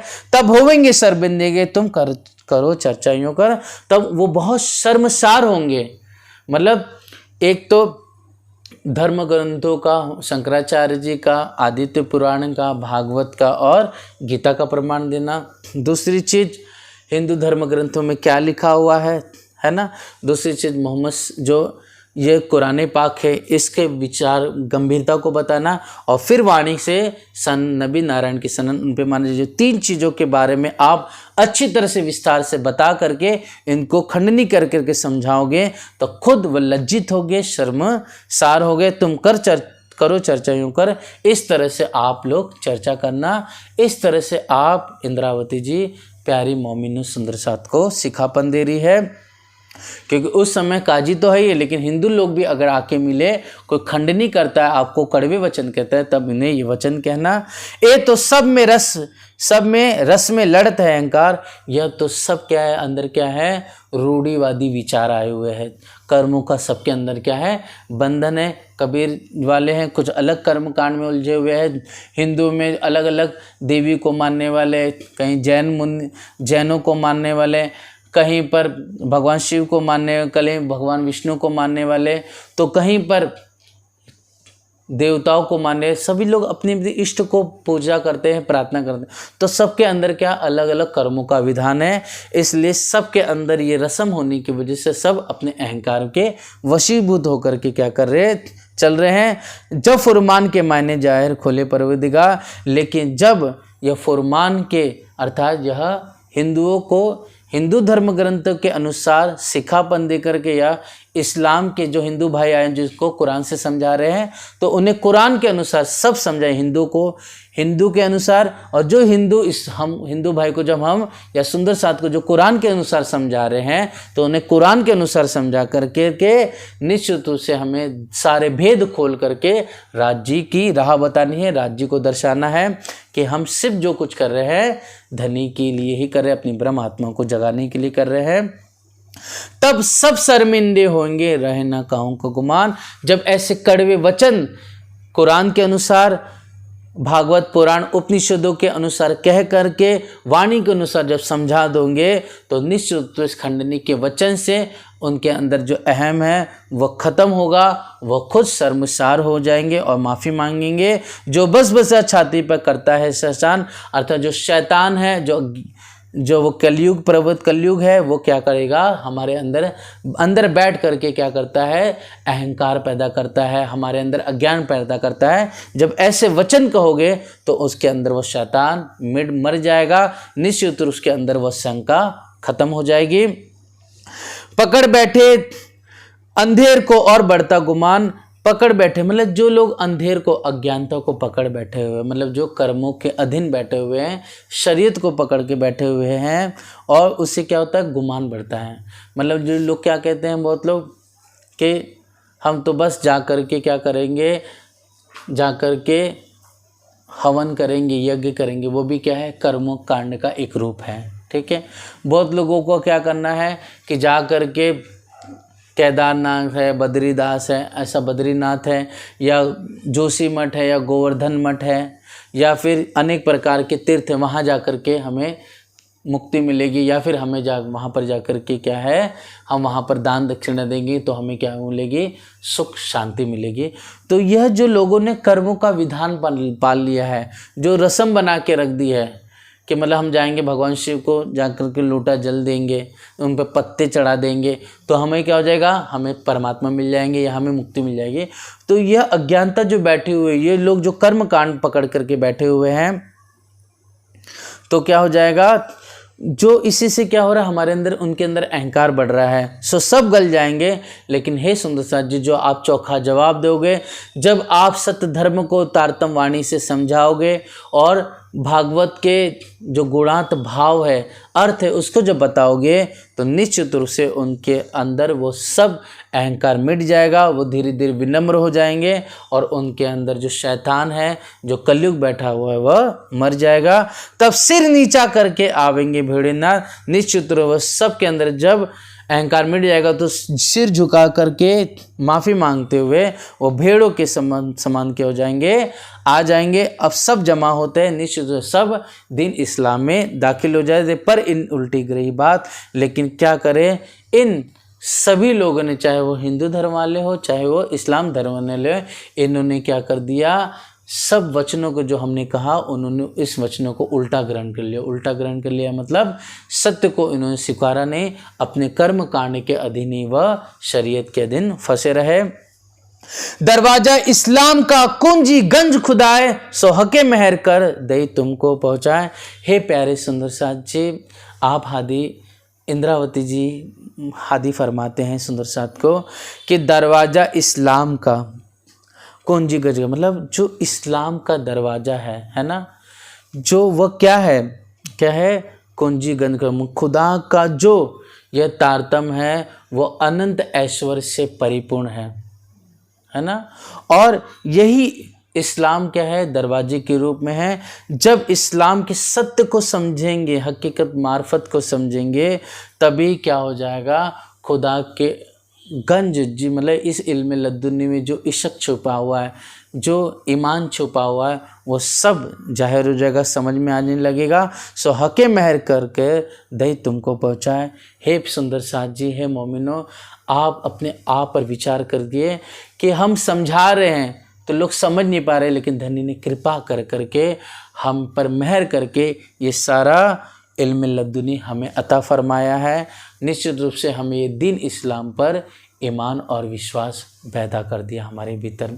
इसलिए आज हमें इतनी तकलीफ़ हो रही है, परेशानी हो रही है समझाने के लिए, लेकिन धनी ने, आप सुंदर साथ जो मोमिन उस समय जो दिल्ली में हैं, जो लड़ रहे हैं दीन इस्लाम के लिए, पैगाम देने के लिए, उनको पहचान महर करके ये सारी पहचान, ये सारा विवेक, ये सारी इल्म लद्दुनी, ये सारी बुद्धि, ये तारतम ज्ञान आपको महर कृपा करके प्यार से आपको दिया है। और आज हम भी सोचे सुंदर साथ जी, हमें धनी ने कृपा करके महर करके आज इतना विश्वास दे दिया, ये तारतम वाणी हमारे घर घर धनी ने पहुंचा दी है। तो हमें कितना धनी का शुक्रिया अदा करना चाहिए। आज धनी ने हम पे कितना प्यार बरसाया हुआ है, विचार करने की बात है। नहीं तो हम भी आज उन्हीं मुसलमानों के जैसा, आज उन्हीं ही जो कर्म कांड को पकड़ के बैठे हुए, जो प्रकृति के वस्तुओं को पूज रहे हैं, निराकार को पूज रहे हैं, आज हम भी कहीं ना कहीं उन्हीं के जैसा भटकते रहते।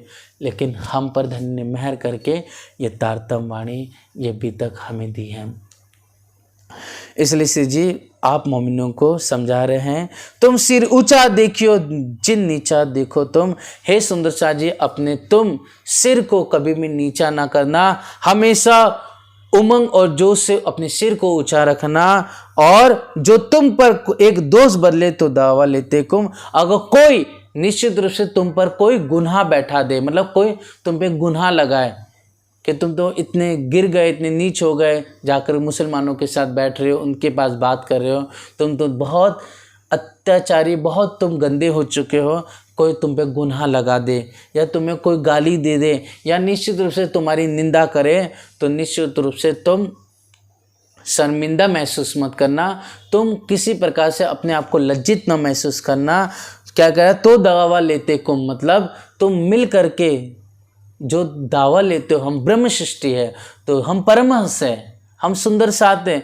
तो इन सुंदर साथ परमहंस ब्रह्म सृष्टि मोमिन के लिए हदीस, कुरान और भागवत में, धर्म ग्रंथों में लिखा है, यह तो बहुत धैर्यशाली होते हैं, ये बहुत विनम्र होते हैं। ये तुम्हारी पहचान धर्म ग्रंथों में लिखी हुई है, जो धर्म ग्रंथों में लिखी हुई है। और निश्चित रूप से जो तुम दावा लेते हम ब्रह्म सृष्टि है, तो आज वह परीक्षा का तुम्हारा समय है।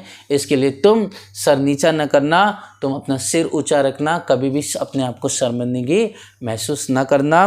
गोविंद भेड़ा तुम जाना ताको बल न चले लगार, अर्थात तुम जानते हो ये सब गोविंद भेड़ा की नगरी है। ये सब क्या है, दज्जाल की नगरी है, सब मुर्दों की नगरी है। निश्चित रूप से ये कितना भी तुम्हें निंदा करे, मारने का प्रश्न करे, कुछ भी कोशिश करेंगे, लेकिन तुम्हारा कुछ बिगाड़ नहीं सकते हैं।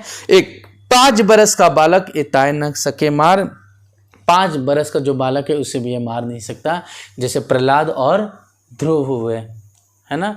इनका कुछ भी कोई बिगाड़ नहीं सका, तो निश्चित रूप से आपका क्या वह बिगाड़ पाएंगे। तुम साथी शिरोमन एक दीजिए थे सिरदार, तुम तो शिरोमण हो सुंदर शांत के, और एक दूसरे से तुम बढ़ चढ़ करके महान और महत्वपूर्ण हो, धनी के चरणों में सदा बैठे हुए हो।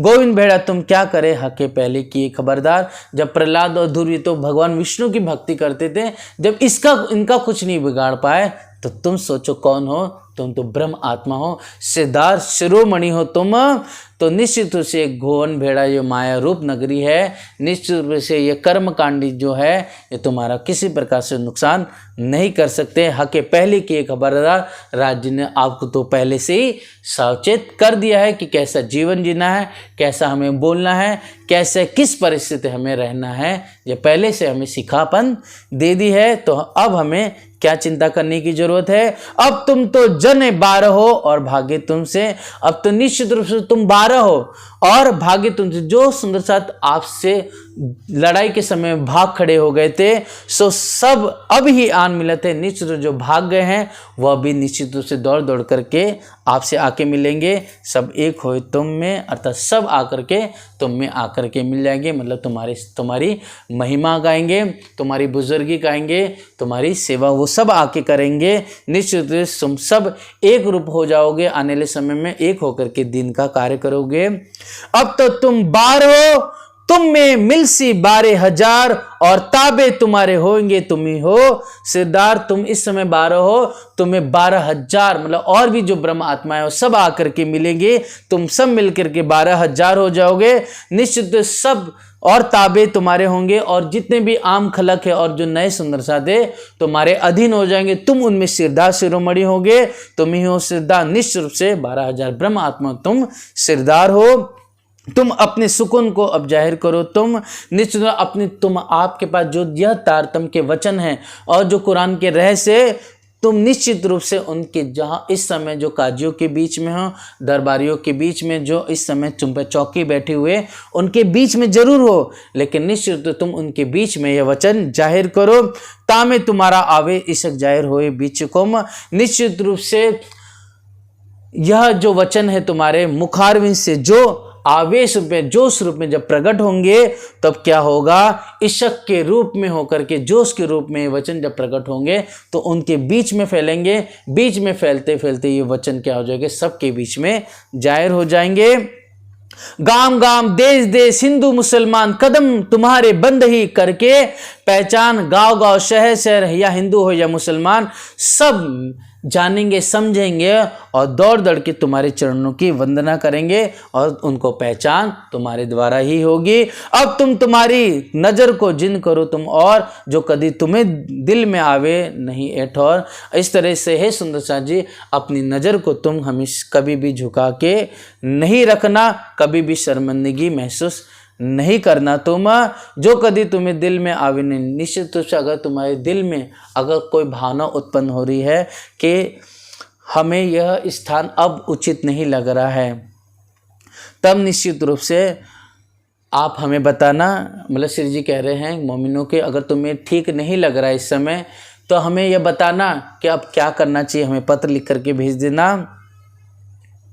तो हमें और ठोर जाए के मोरे मार्चे फिर, अर्थात हम उस समय अगर तुम्हें लग रहा है कि मैं इस समय बैठा हुआ तुम्हारी मदद नहीं कर पा रहा हूँ, तो तुम हमें पत्र लिख करके भेज देना कि इस समय हम जहाँ पर ठीक महसूस नहीं कर रहे हैं, निश्चित रूप से हमें यहाँ पर जान का धोखा है। तब उस समय क्या कर दो, तुम हमें पत्र लिख करके भेज देना कांजी भाई शेख बदल भाई के हाथ से।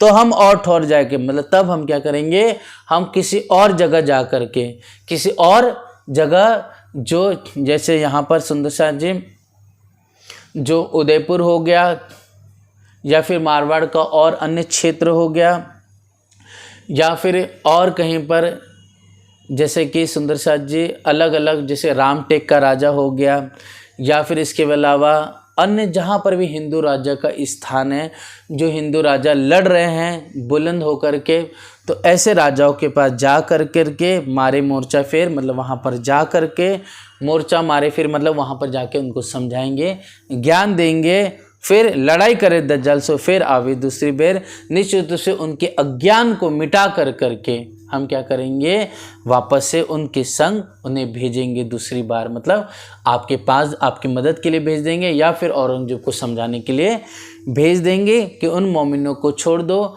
या फिर आप हमसे लड़ने के लिए तैयार हो जाए। मतलब इसमें दो भाव ले लेंगे सुंदर साथ जी। या फिर कोई मुसलमान हम कहीं और जाए, मतलब श्री जी कामा पानी से निकल के कहीं और जाते हैं तो क्या करेंगे, या किसी मुसलमान को जागृत कर दे या जो कोई सूबेदार हो या सिपा सलाहकार हो, उसे जागृत कर दे। तो वो जाकर के क्या करेगा, औरंग बादशाह को समझा देगा और मोमिन को छुड़ा देगा। पहली चीज़ ये। या दूसरी चीज़, अगर मुसलमान नहीं जागृत होते हैं तो किसी हिंदू राजा को जागृत कर करके जाकर के बादशाह के पास भेजेंगे कि हमारे हिंदू भाई जो मुसलमान बन करके आपको दीन इस्लाम इमाम मेहंदी का सत्य धर्म का पैगाम देने के लिए आए, उन्हें छोड़ दें। या फिर हे बादशाह, अगर नहीं छोड़ते तो हम तुमसे लड़ाई करेंगे। ऐसा कर कर के श्री जी यहाँ पर वर्णन कर रहे हैं ये चौपाई के अंदर। तो हम और ठौर जाए के मारे मोर्चा फिर लड़ाई करे दज्जाल से, मतलब उनके अज्ञानता को मिटा करके, उन्हें समझा करके, उन्हें नतमस्तक करके, उसके अंदर दज्जाल को मिटा कर करके फिर उन्हें शुद्ध पवित्र करके फिर आवे दूसरी बार, मतलब फिर वापस से आकर के बादशाह को लड़ाई करे या बादशाह को समझाए। ये विचार तो करे जो तुम्हें उल्टे होए, लेकिन हे सुंदर साथ जी, यह भी विचार चिंतन में तब करो, दूसरी जगह जाकर के यह बात राजा को तभी समझाओ या फिर लड़ाई के लिए उसे जागृत करो, उसे उत्तेजित करो, समझाओ। यह विचार तब किया जाए जब तुम्हें उल्टे, मतलब जब तुम्हें वो कष्ट पहुँचाए या दुख दे। जेते कोई मुसलमान सब चरण बनने की सोए, निश्चित एक समय आएगा सब मुसलमान मिल करके तुम्हारे चरणों की महिमा गाएंगे और वंदना करेंगे। तुमको सब कोई धन धन करेगा संसार, जो बानी इशक देखेंगे ए तरफ परवदिगार। सुंदर साथ जी, थोड़ा सा देर हो रही है, लेकिन मेरे भाव है कि आज बड़ी पत्री को हम प्यार से पूरा ही कर ले, इसलिए थोड़ा जल्दी करेंगे। लेकिन मेरी इच्छा है कि चौपाई के अनुसार आपको समझाया जाए, ताकि हर एक प्रकार से चौपाई हम सब सुंदर साथ को समझाया जाए। क्योंकि YouTube के माध्यम से और Zoom के माध्यम से सभी लोग सुन रहे हैं और आगे भी श्रवण करेंगे, इसलिए कुछ ऐसी चौपाई है जो समझ में नहीं आती है, लेकिन इन चौपाइयों के माध्यम से वह सारे अर्थ रहस्य स्पष्ट हो जाए, इसके लिए आज इस प्रसंग को पूरा करेंगे। इसलिए मैं माफ़ी चाहूँगा कि आज थोड़ा सा देर विलम्ब होगी सुंदर साथ। तो ये विचार तो करे जो तुम्हें उल्टे होए, जेते कोई मुसलमान सब चरण बंदेंगे सोए। तुमको सब कोई धन धन करेगा संसार, एक समय आएगा पूरा संसार मिलकर के हे सुंदर साथ जी आपको धन धन करेगा। जैसे आज हम सब सुंदर साथ जी 350 साल वर्ष व्यतीत होने के बाद भी आप सभी सुंदर साथ का नाम लेते, उनकी महिमा हम सब गाते हैं। और आने वाले समय में जैसे वक्त गुजरेगा, सब सुंदर साथ जो ईमान लाएंगे श्री जी पर, तारतम को समझेंगे, वो सब भी धन धन करेंगे। जो बानी इशक देखेंगे ए तरफ परदिगा, जो इशक से वाणी देखेंगे, जो समझेंगे, वह राज्य की तरफ उनका मुख हो जाएगा और मोमिन को धन धन कहेगा और चरणों की वंदना करेगा। जो जोश तुम्हारा देखी तुम्हारे बिना मरे, जो जोश उस समय, अर्थात जो जोश जो मुसलमान है उस समय, मतलब जो दरबार में बैठे हुए हैं, जो तुमसे मिलेंगे, जो तुम्हारे उमंग और जोश को देखेंगे, मतलब तुम आलस बनाने करना, काहली न दिखाना, एकदम जोश से बात करना, उमंग से बात करना और कुरान की बातें बताना। जो जोश तुम्हारा देखी तुम्हारे बिना मरे, जैसे तुम्हारे अंदर जोश और खुशहाल दिल को देखेंगे और विश्वास को देखेंगे, तो वो लोग मारे बिना मर जाएंगे। मतलब मारे बिना मरना मतलब क्या है कि मतलब तुम्हें ज़्यादा बोलना की ज़रूरत नहीं पड़ेगी, तुम्हारे उमंग जोश को देख करके, वचन को देख करके, रहस्य सुन करके खुदाई, मतलब उनके अंदर जो अहंकार है वह मिट जाएगा। जो लोग तुम्हारी बात को सुल्तान चिस्सो न धरे, अर्थात जब तक तुम्हारी बात सुल्तान चिस्स न धरे तब तक तुम यह चर्चा वार्तालाप आगे बढ़ाते रहना। सो भी इस वास्ते सुल्तान देखन, हे सुंदर साथ जी, तुम यह विचार न करना सुल्तान का पैग के पास तुमसे मिलने आया नहीं आया, लेकिन तुम जोश उमंग से रहना। यह विचार कीजिए, अगर सुल्तान ने नहीं सुना है बात, ये तुमसे नहीं मिला है, तो भी एक कोई ना कोई कारण है। ये कारण यह है, सो भी वास्ते सुल्तान न दिया कान, एक तो नज़र ऊपर की, दूजी बातों की पहचान। एक तो नज़र जाहिरी है कि तुम हिंदू हो और हम मुसलमान हैं, एक तो नज़र जाहिर की, दूसरी यह तारतम की उन्हें अभी तक पहचान नहीं हुई कि हम ब्रह्म सृष्टि, हम सब परम धाम में रहने वाले हैं। इस संसार में आके हम हिंदू, मुसलमान, सिख, ईसाई या फिर हम यहूदी बन करके अलग अलग रूप में आए हुए हैं। और इनके दिल में हुआ है चौकस, जो हम पर दगा करने आए मेटन मेरा जस। इनके दिल में, मतलब यहाँ पर क्या है कि जो उनके दरबारी लोग हैं या फिर इन लोग ने मिलकर जो बादशाह के कान में क्या करिए चुगली कर दी है, तो इनके दिल में ये चौकस हो गया है कि कहीं ये हमारे किसी बादशाह के द्वारा भेजे हुए, किसी हमारे दुश्मन के द्वारा भेजे तो नहीं आए हुए हैं। निश्चित रूप से हमारा क्या है, हमें पहले बात करके इस्लाम की, कुरान की बात करके धीरे धीरे अपना कर देंगे, उसके बाद कर देंगे हमें मार देंगे, हमें कहीं पर नुकसान न पहुंचा दे, ऐसा इनके दिल में चौकस हुआ है। और तीसरा, ए जो जाहिर होत इमाम तब सरा तोरा दो उठे तो कौन पकड़े काम अर्थात। और तीसरी चीज़ क्या है, अगर इमाम मेहंदी अलैहिस्सलाम जाहिर हो गए तो क्या होगा, ये शरीयत ख़त्म हो जाएगी। तब क्या होगा, जो हुकूमत है बादशाह की वो भी चली जाएगी। तब कौन बादशाह बनेगा, कौन यह दीन इस्लाम का कार्य कर, मतलब जो शरीयत का काम कौन करेगा। ऐसे उनके दिल में यह अज्ञानता फैली हुई है।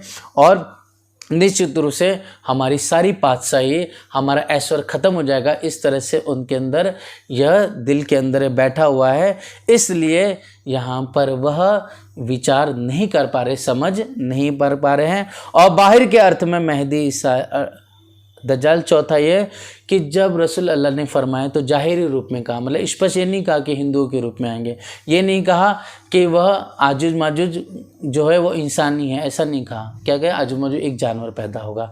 तो बाहिर अर्थ क्या था कि मेहदी ईसा अलैहिस्सलाम किस में आएंगे, उनको लगता है मुसलमानों के बीच में आएंगे, है ना। क्योंकि ये नहीं कहा कि वह महराज होंगे, उन्होंने ये नहीं कहा कि वह हिंदुओं के बीच में पैदा होंगे, हिंदुओं में पैदा होगा, वो उनका नाम महराज, ऐसा नहीं कहा। क्या डायरेक्ट कहा को दीन इस्लाम को नया करेंगे, है ना। और वहाँ पर क्या करेंगे, इमाम मेहंदी बन करके 70,000 काफिरों को मारेंगे, ऐसा उन्होंने कहा, और दीन इस्लाम को बढ़ाएंगे। इस तरह से इनके दिल में जाहिरी पकड़े वजूद को मिट जासी सवाल, मतलब उनके दिल में यह है कि उन्होंने, अगर जो बाहिर अर्थ यही है सुंदरसान जी कि वो मेहदी इस्लाम क्या है, हमारे मुसलमान में आएंगे। अब और दज्जाल जो होगा क्या होगा, एक आंख से काना होगा, एक आंख उसकी खुली होगी, और 7 समुद्र का पानी उसके रान तक, यहाँ जांग तक भी नहीं पहुँचेगा। इस तरह से उनके दिल में क्या बाहरी चीज़ें फैली हुई है। पकड़ेंगे वजूद को मिट जासी सब हाल, इस तरह से यह जो इमाम मेहंदी ईसा दज्जाल आएंगे तो क्या है, वजूद को पकड़ेंगे, वजूद के रूप में आ करके क्या करेंगे, मिट जासी हल साल, मतलब संसार में सुख शांति मिट जाएगी। तब बहुत भयंकर युद्ध होगा, चारों तरफ लोह फैल जाएगा, ऐसा उनके दिलो दिमाग में यह बात बंदी हुई है, ऐसा जाहिर वो विचार करते हैं। वे लड़ेंगे तलवार से, मतलब जब बहुत इमाम मेहंदी के तो बहुत ज़बरदस्त युद्ध होगा, तो उस युद्ध में क्या होगा, इमाम मेहंदी 70,000 काफिरों को मारेंगे, ऐसा लिखा हुआ है। लोह सब वैराट में हो जाएगा सब, अर्थात चारों तरफ विश्व में जो जहर है, मतलब क्या है, जो लहू है, जो रक्त है, वो फैल जाएगा। कहने का तात्पर्य है कि सुंदर साथ जी ये जाहिरी सोचते हैं 70,000 काफिरों को मारेंगे, चारों तरफ खून हो जाएगा, लेकिन बातुन में अर्थ क्या है, 70,000 मतलब यहाँ पर जो हमारे अंदर जो नाड़ियाँ है, जो नसें हैं, जो नफ्स है, वेन है ना, इंद्रिया है, उसको ही क्या है 70,000 काफिर कह के पुकारा गया है। और क्या गया, लोहू सब वैराट में हो जाएगा, मतलब लोहू का अर्थ क्या है यहाँ पर, लोहू का अर्थ क्या, यहाँ पर रंग क्या होता है, लाल होता है, प्रेम का रंग लाल रंग से कहा गया है। मतलब जब हमारे अंदर अज्ञानता मिट जाएगी, इंद्रियों की इच्छा मिट जाएगी, तब क्या हो जाएगा, मोमिनों के अंदर क्या हो जाएगा, प्रेम प्रकट हो जाएगा, सबके अंदर आनंद प्रकट हो जाएगा। बातुन ये अर्थ है, लेकिन जाहिरी क्या सोचते हैं, 70,000 काफिरों को मारेंगे और क्या हो जाएगा, चारों तरफ लोहो फैल जाएगा। इस तरह वो बाहरी अर्थ पकड़ रहे, लेकिन बातुनी अर्थ ये है, सुंदर से हमारे अंदर जो यह है प्रेम जाहिर हो जाएगा, प्रेम प्रकट हो जाएगा। क्योंकि वैराट एक संसार है, एक वैराट हमारे भीतर भी है, तो वैराट हमारे अंदर प्रेम प्रकट हो जाना है। हाथियों के खरियान ए जुद हुए जब, ना दाना पानी रहेगा ना कुछ रहेगा घास। हाथियों के खरियान अर्थात सुंदर सा जी यहाँ पर अर्थ है, जैसे हाथी किसे कहा गया है, हाथी कहा गया है ये बड़े बड़े जो काजी बन के बैठे हैं, बड़े बड़े इमाम बन के, मौलाना बन रहे, आरिफ बन के बैठे, अपने आप को गुरु उस्ताद कहते हैं, ये सब अहंकार के वशीभूत होकर के अपने आप को क्या है, सब में लोगों के बीच में क्या मानते हैं, हम हाथी के मतलब हम सभी में बलवान शक्तिशाली, हम बड़े हैं सब, ये हाथी कहे गए हैं। तो क्या है, इस समय बहुत हाथियों के बीच में युद्ध होगा। कहने का अर्थ है यहाँ पर जब इमाम मेहदी अलैहिस्सलाम आएंगे, जब मोमिन आएंगे, तब हाथियों के खरियान में युद्ध होगा। मतलब कहने का अर्थ है कि यह जो अहंकार के वशीभूत हो गए, अपने प्रतिष्ठा, मान और ज्ञान के वशीभूत होकर करके जो बैठे हुए पद, बड़े पद लेकर के ये हाथियों के समान बैठे हुए हैं, तो इनसे युद्ध होना मतलब शास्त्रार्थ होना। कि युद्ध मतलब लड़ाई होना, कोई लड़ाई थोड़ी तलवार से लड़ना है। ये क्या शास्त्रार्थ मतलब वचनों का युद्ध है। मतलब श्री जी और मोमिन जब इन बड़े बड़े काजी, जब इन बड़े बड़े मौलानाओं, इमाम से, या बड़े बड़े जो ये उस्ताद बैठे हुए या आरिफ बैठे हुए, जो ये काजी पीर फ़कीर बैठे हुए हैं, इनसे जब वचनों का युद्ध होगा तब क्या होगा, ना दाना पानी रहेगा ना कचू घास। मतलब जो उनके अंदर तार इल्म लदुनी से जब समझाया जाएगा तब उनके अंदर दाना पानी घास की कहा गया है। जो इनके अंदर जो प्रतिष्ठा है, जो मान का अभिमान है, जो ज्ञान का अभिमान है कि हम खुदा के करीब है, हम मोमिन हैं, है ना, हम ही दीन इस्लाम पे चलने वाले, तो ऐसा जो उनके अंदर मान का, ज्ञान का, प्रतिष्ठा का जो यह अहंकार है वो सब खत्म हो जाएगा। तो इसलिए कहा कि दाना पानी और घास कुछ नहीं रहेगा। मतलब उनके अंदर मान, प्रतिष्ठा, अज्ञानता सब खत्म हो जाएगी। तो बात उनका अर्थ यहाँ पर ये था, तिस वास्ते इनको अर्थ उपले जानत नहीं खास। इसलिए ये तो वचन बहुत महत्वपूर्ण, खास, ऊंचे हैं, लेकिन ये क्या है, जाहिर रूप में मुसलमान मानते। इसके लिए इन्होंने वास्तव में जो बातूनी अर्थ है इन्होंने स्वीकार नहीं किया। मतलब ये क्या है, अपनी अहम में रह गए, अपनी अज्ञानता में रह गए, उपली पहचान में रह गए। इसके बातूनी अर्थ तो ये थे जो श्री जी मोमिन फरमा रहे हैं, लेकिन क्या है, ये सिर्फ जाहिरी दृष्टि में लगे हैं। और जो करामत बड़ी जानी दहशत, करामत मेरे स्वरूप पे मुझे आदमी देखे, इस तरह से वो ये सोचते कि इमाम मेहदी तो बहुत चमत्कारी होंगे, बहुत मौजज़े करेंगे, चारों तरफ हाहाकार मच जाएगा, चारों तरफ आजुज माजुज आ जाएंगे, यहाँ पर असराफिल फरिश्ता भी आएगा, सूर फूकेगा।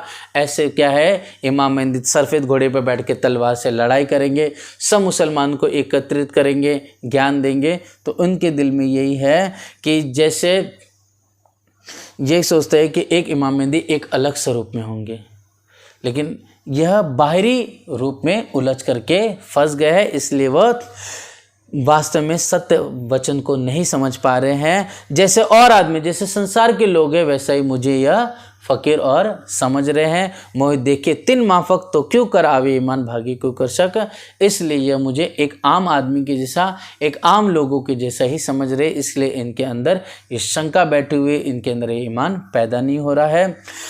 जब तुम्हारे सुकून अब फेरों को परुकार, अर्थात हे सुंदर सांझ जी, अब जब तुम्हारे सुकून को समझेंगे तो उन्हें अब फेर करो पुकार, मतलब वापस से अर्ज करके, पुकार करके और वचन कहते चले जाना।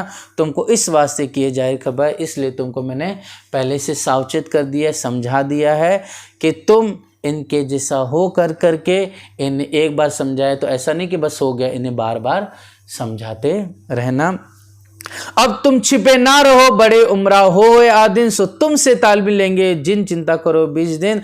अब तुम निश्चित रूप से अपने वचनों को छुपाओ मत और एकदम उत्साह उमंग होकर के अपने वचनों को कहते रहना। बड़े बड़े ज्ञानी जन, बड़े बड़े फ़कीर, बड़े बड़े काजी निश्चित रूप से तुम्हारे अधीन होंगे और तुमसे कुरान की शिक्षा, हदीसों की चर्चा सीखेंगे, उसके बातों अर्थों को जानेंगे। और कहूँ नज़र जिनको ना बैठो कि जग बंद, अर्थात अब अपनी नज़र को कहीं और ना करना, मतलब कहीं पर से जिस काम के लिए उत्साह जोश से गए थे वैसे तुम अपनी नज़र धनी पर रखना और पैगाम बादशाह तक, सकुमार बाई तक पहुंचाना है। ऐसे ही विचार करके तुम ज्ञान जोश से चर्चा करना। ना बैठक की जो बंद, अर्थात तुम मिल करके बैठक बंद ना करना, मतलब जो सुंदर साथ हो, जो भी कुछ कहना है पहले परियान करके है। काजीज या फिर किसी भी आरिफ या बादशाह से मिलने का प्रसंग है तो पहले एक या दो जन बोलना है, ऐसा करके करना। ऐसा नहीं हो कि लालदास जी अलग बोल रहे हैं, शेख बदल भाई कुछ अलग कह रहे हैं, ऐसा नहीं हो कि दयाराम भाई कुछ अलग कह रहे हैं या भीम भाई अलग कर रहे हैं। ऐसा करना, जो कुछ भी करना है पहले परियान करना और सहूर करना, सबका एक मत हो, सबका एक चिंतन हो, सबकी एक बात हो। ऐसा कर करके अपने तुम नज़र रखना और हमेशा बैठक कभी बंद न करना, मतलब चिंतन करते हुए आप आगे बढ़ना। तुम्हारी बात छिपी ना रहे, बड़े ठौर मिले हुए, तुम्हारी बात निश्चित रूप से छिपी नहीं रहेगी, प्रकाश फैलेगा। लेकिन बड़े बड़े जो ज्ञानी लोग थे, बड़े बड़े जो समझदार लोग थे, जो कहते कि हम काजी हैं, हम दीन इस्लाम के मानने वाले हैं, हम खुदा के नेक पवित्र बंदे हैं, ऐसे जो काजी आरिफ थे वो सब क्या हो गए, अंधे हो गए। उन्होंने तुम्हारी वचनों को नहीं जाना समझा। जैसे काम पे गए हो सो तेता ही दिखाइयो बल। अच्छा, जैसे काम पे जोश उमंग से गए थे वैसा ही बल उमंग जोश रखना, ना तो शक आवेगा इनको बड़ी राखियो कल। अर्थात तुम पे जागृत बुद्धि है, तुम पर यह अकल दी है, ये विवेक दिया है हमने, हे सुंदर साथ जी, इसलिए तुम किसी प्रकार काहली न रखना। जोश उमंग से जैसे पहले थे वैसे बीच में और अंत समय तक वैसे तुम जोश उमंग से रहना। और नहीं तो अगर ऐसा नहीं किए, कहीं तुम्हारे सबके विचार अलग अलग होने लगे, कहीं तुम्हें डर लगने लगे, कहीं तुम्हें शर्मिंदगी महसूस होने लगे, तो क्या उनके अंदर शंका पैदा हो जाएगी। मैं तुम्हारे सिर पर खड़ा हूँ एक पाए और 10 हिंदुओं की नेकी राखियों बनाए। निश्चित रूप से मैं पल पल तुम्हारे संग हो और अपने तुम्हारे संग संग खड़ा हो, किसी प्रकार की तुम चिंता नहीं करना। एक पैर से खड़ा होना सुंदर साथ जी यहाँ पर कहने का अर्थ है कि मेरी नज़र सिर्फ और सिर्फ इस समय हे मोमिनो तुम्हारे पर ही है। तुम क्या कर रहे हो, तुम क्या बोलो, मैं तुम्हें पल पल देख रहा हूँ। किसी प्रकार से सब को मुझसे जुदा नहीं समझना। और 10 हिंदू उनकी नेकी राखियों बनाए, मतलब क्या है, जो खाना पीना है, जो आचरण है, जो व्यवहार है, विनम्रता का, प्रेम का, वैसा ही बना के रखना।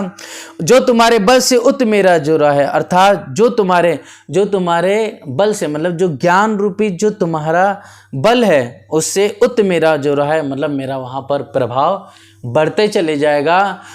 और बल मेरे से तुमको माने से, अगर तुम्हारे ज्ञान रूपी बल से मेरा प्रभाव नहीं हो रहा है तो निश्चित रूप से तुम मुझे पत्र लिख के भेजो, तो मैं वहाँ पर आऊँ, तो फिर मैं बातचीत करूँ, फिर मेरे ज्ञान रूपी बल से निश्चित रूप से वो तुमको मान जाएंगे, सब भला होगा। लेकिन ये जब ऐसा कुछ आदेश तुम मुझे करो, जब तुम मुझे कहो कि मैं आऊँ तब मैं वहाँ पर आऊँ। लेकिन निश्चित रूप से है मोमिन सुंदर साथ जी, सब भला होगा। तुम जिन हो दिल गए, तुम दिल में दुखी ना लाना, तुम दुखी ना होना, परेशान ना होना, सब धीरे धीरे अच्छा होगा। क्योंकि क्या होता है सुंदर साथ जी, हम धर्म के किसी काम के लिए गए हैं, लेकिन कभी किसी के द्वारा अगर पत्र ना लिखा जाए, कोई हमें फ़ोन ना करे, कोई हमें समझाए ना, कोई हमसे बातचीत ना करे, तो क्या हो जाता है, एक अकेलापन महसूस होने लगता है। तब हमें क्या होता है, कोई भी सुंदर साध्य है उनसे भी एक नफ़रत जैसी होने लगती है कि देखो आज हम यहाँ पर आए तो हमें कोई फ़ोन नहीं कर रहा है, कोई हमसे बातचीत करने को तैयार नहीं है, हम तो धर्म के लिए गए थे। इसलिए सीजे फरमा रहे हैं कि इस पत्र के माध्यम से हम तुम्हें यही कि समझा रहे हैं मोमिनो, सब धीरे धीरे अच्छा होगा। आज हमने पत्र लिखा है, शायद 1 महीने के बाद वापस से पत्र लिखो, तो कहीं तुम्हारे बीच में इन 1 महीने के अंदर तुम्हारे अंदर कोई शंका पैदा ना हो जाए, कहीं तुम्हारे अंदर यह अज्ञान पनप ना जाए। इसलिए तुम दुखी ना होना, मैं तुम्हारे साथ साथ खड़ा हूँ, सब धीरे धीरे अच्छा होगा। सो मोर्चा तुम लिया सो हके दिया कर दे, जो तुमने ये धर्म का भार अपने सिर पे लिया है, ये राज्य ने विश्वास करके तुमको यह सेवा सौंपी है। जरा तुम मन में दगदा लाओ, जिन इस निश्चित रूप से तुम अपने दिल में किसी प्रकार से शंका या किसी प्रकार से कोई कमी महसूस ना करना, और अपने अंदर ईमान में कमी ना पैदा करना, बढ़ाते ही रहना, ईमान जोश उमंग से हमेशा रहना। ये लड़ाई है वचनों की सो करनी ले आकेन, यह तो वचनों की लड़ाई है, कोई तलवारों की नहीं है। इसलिए वचनों की लड़ाई बड़े विश्वास और जोश उमंग से होती है।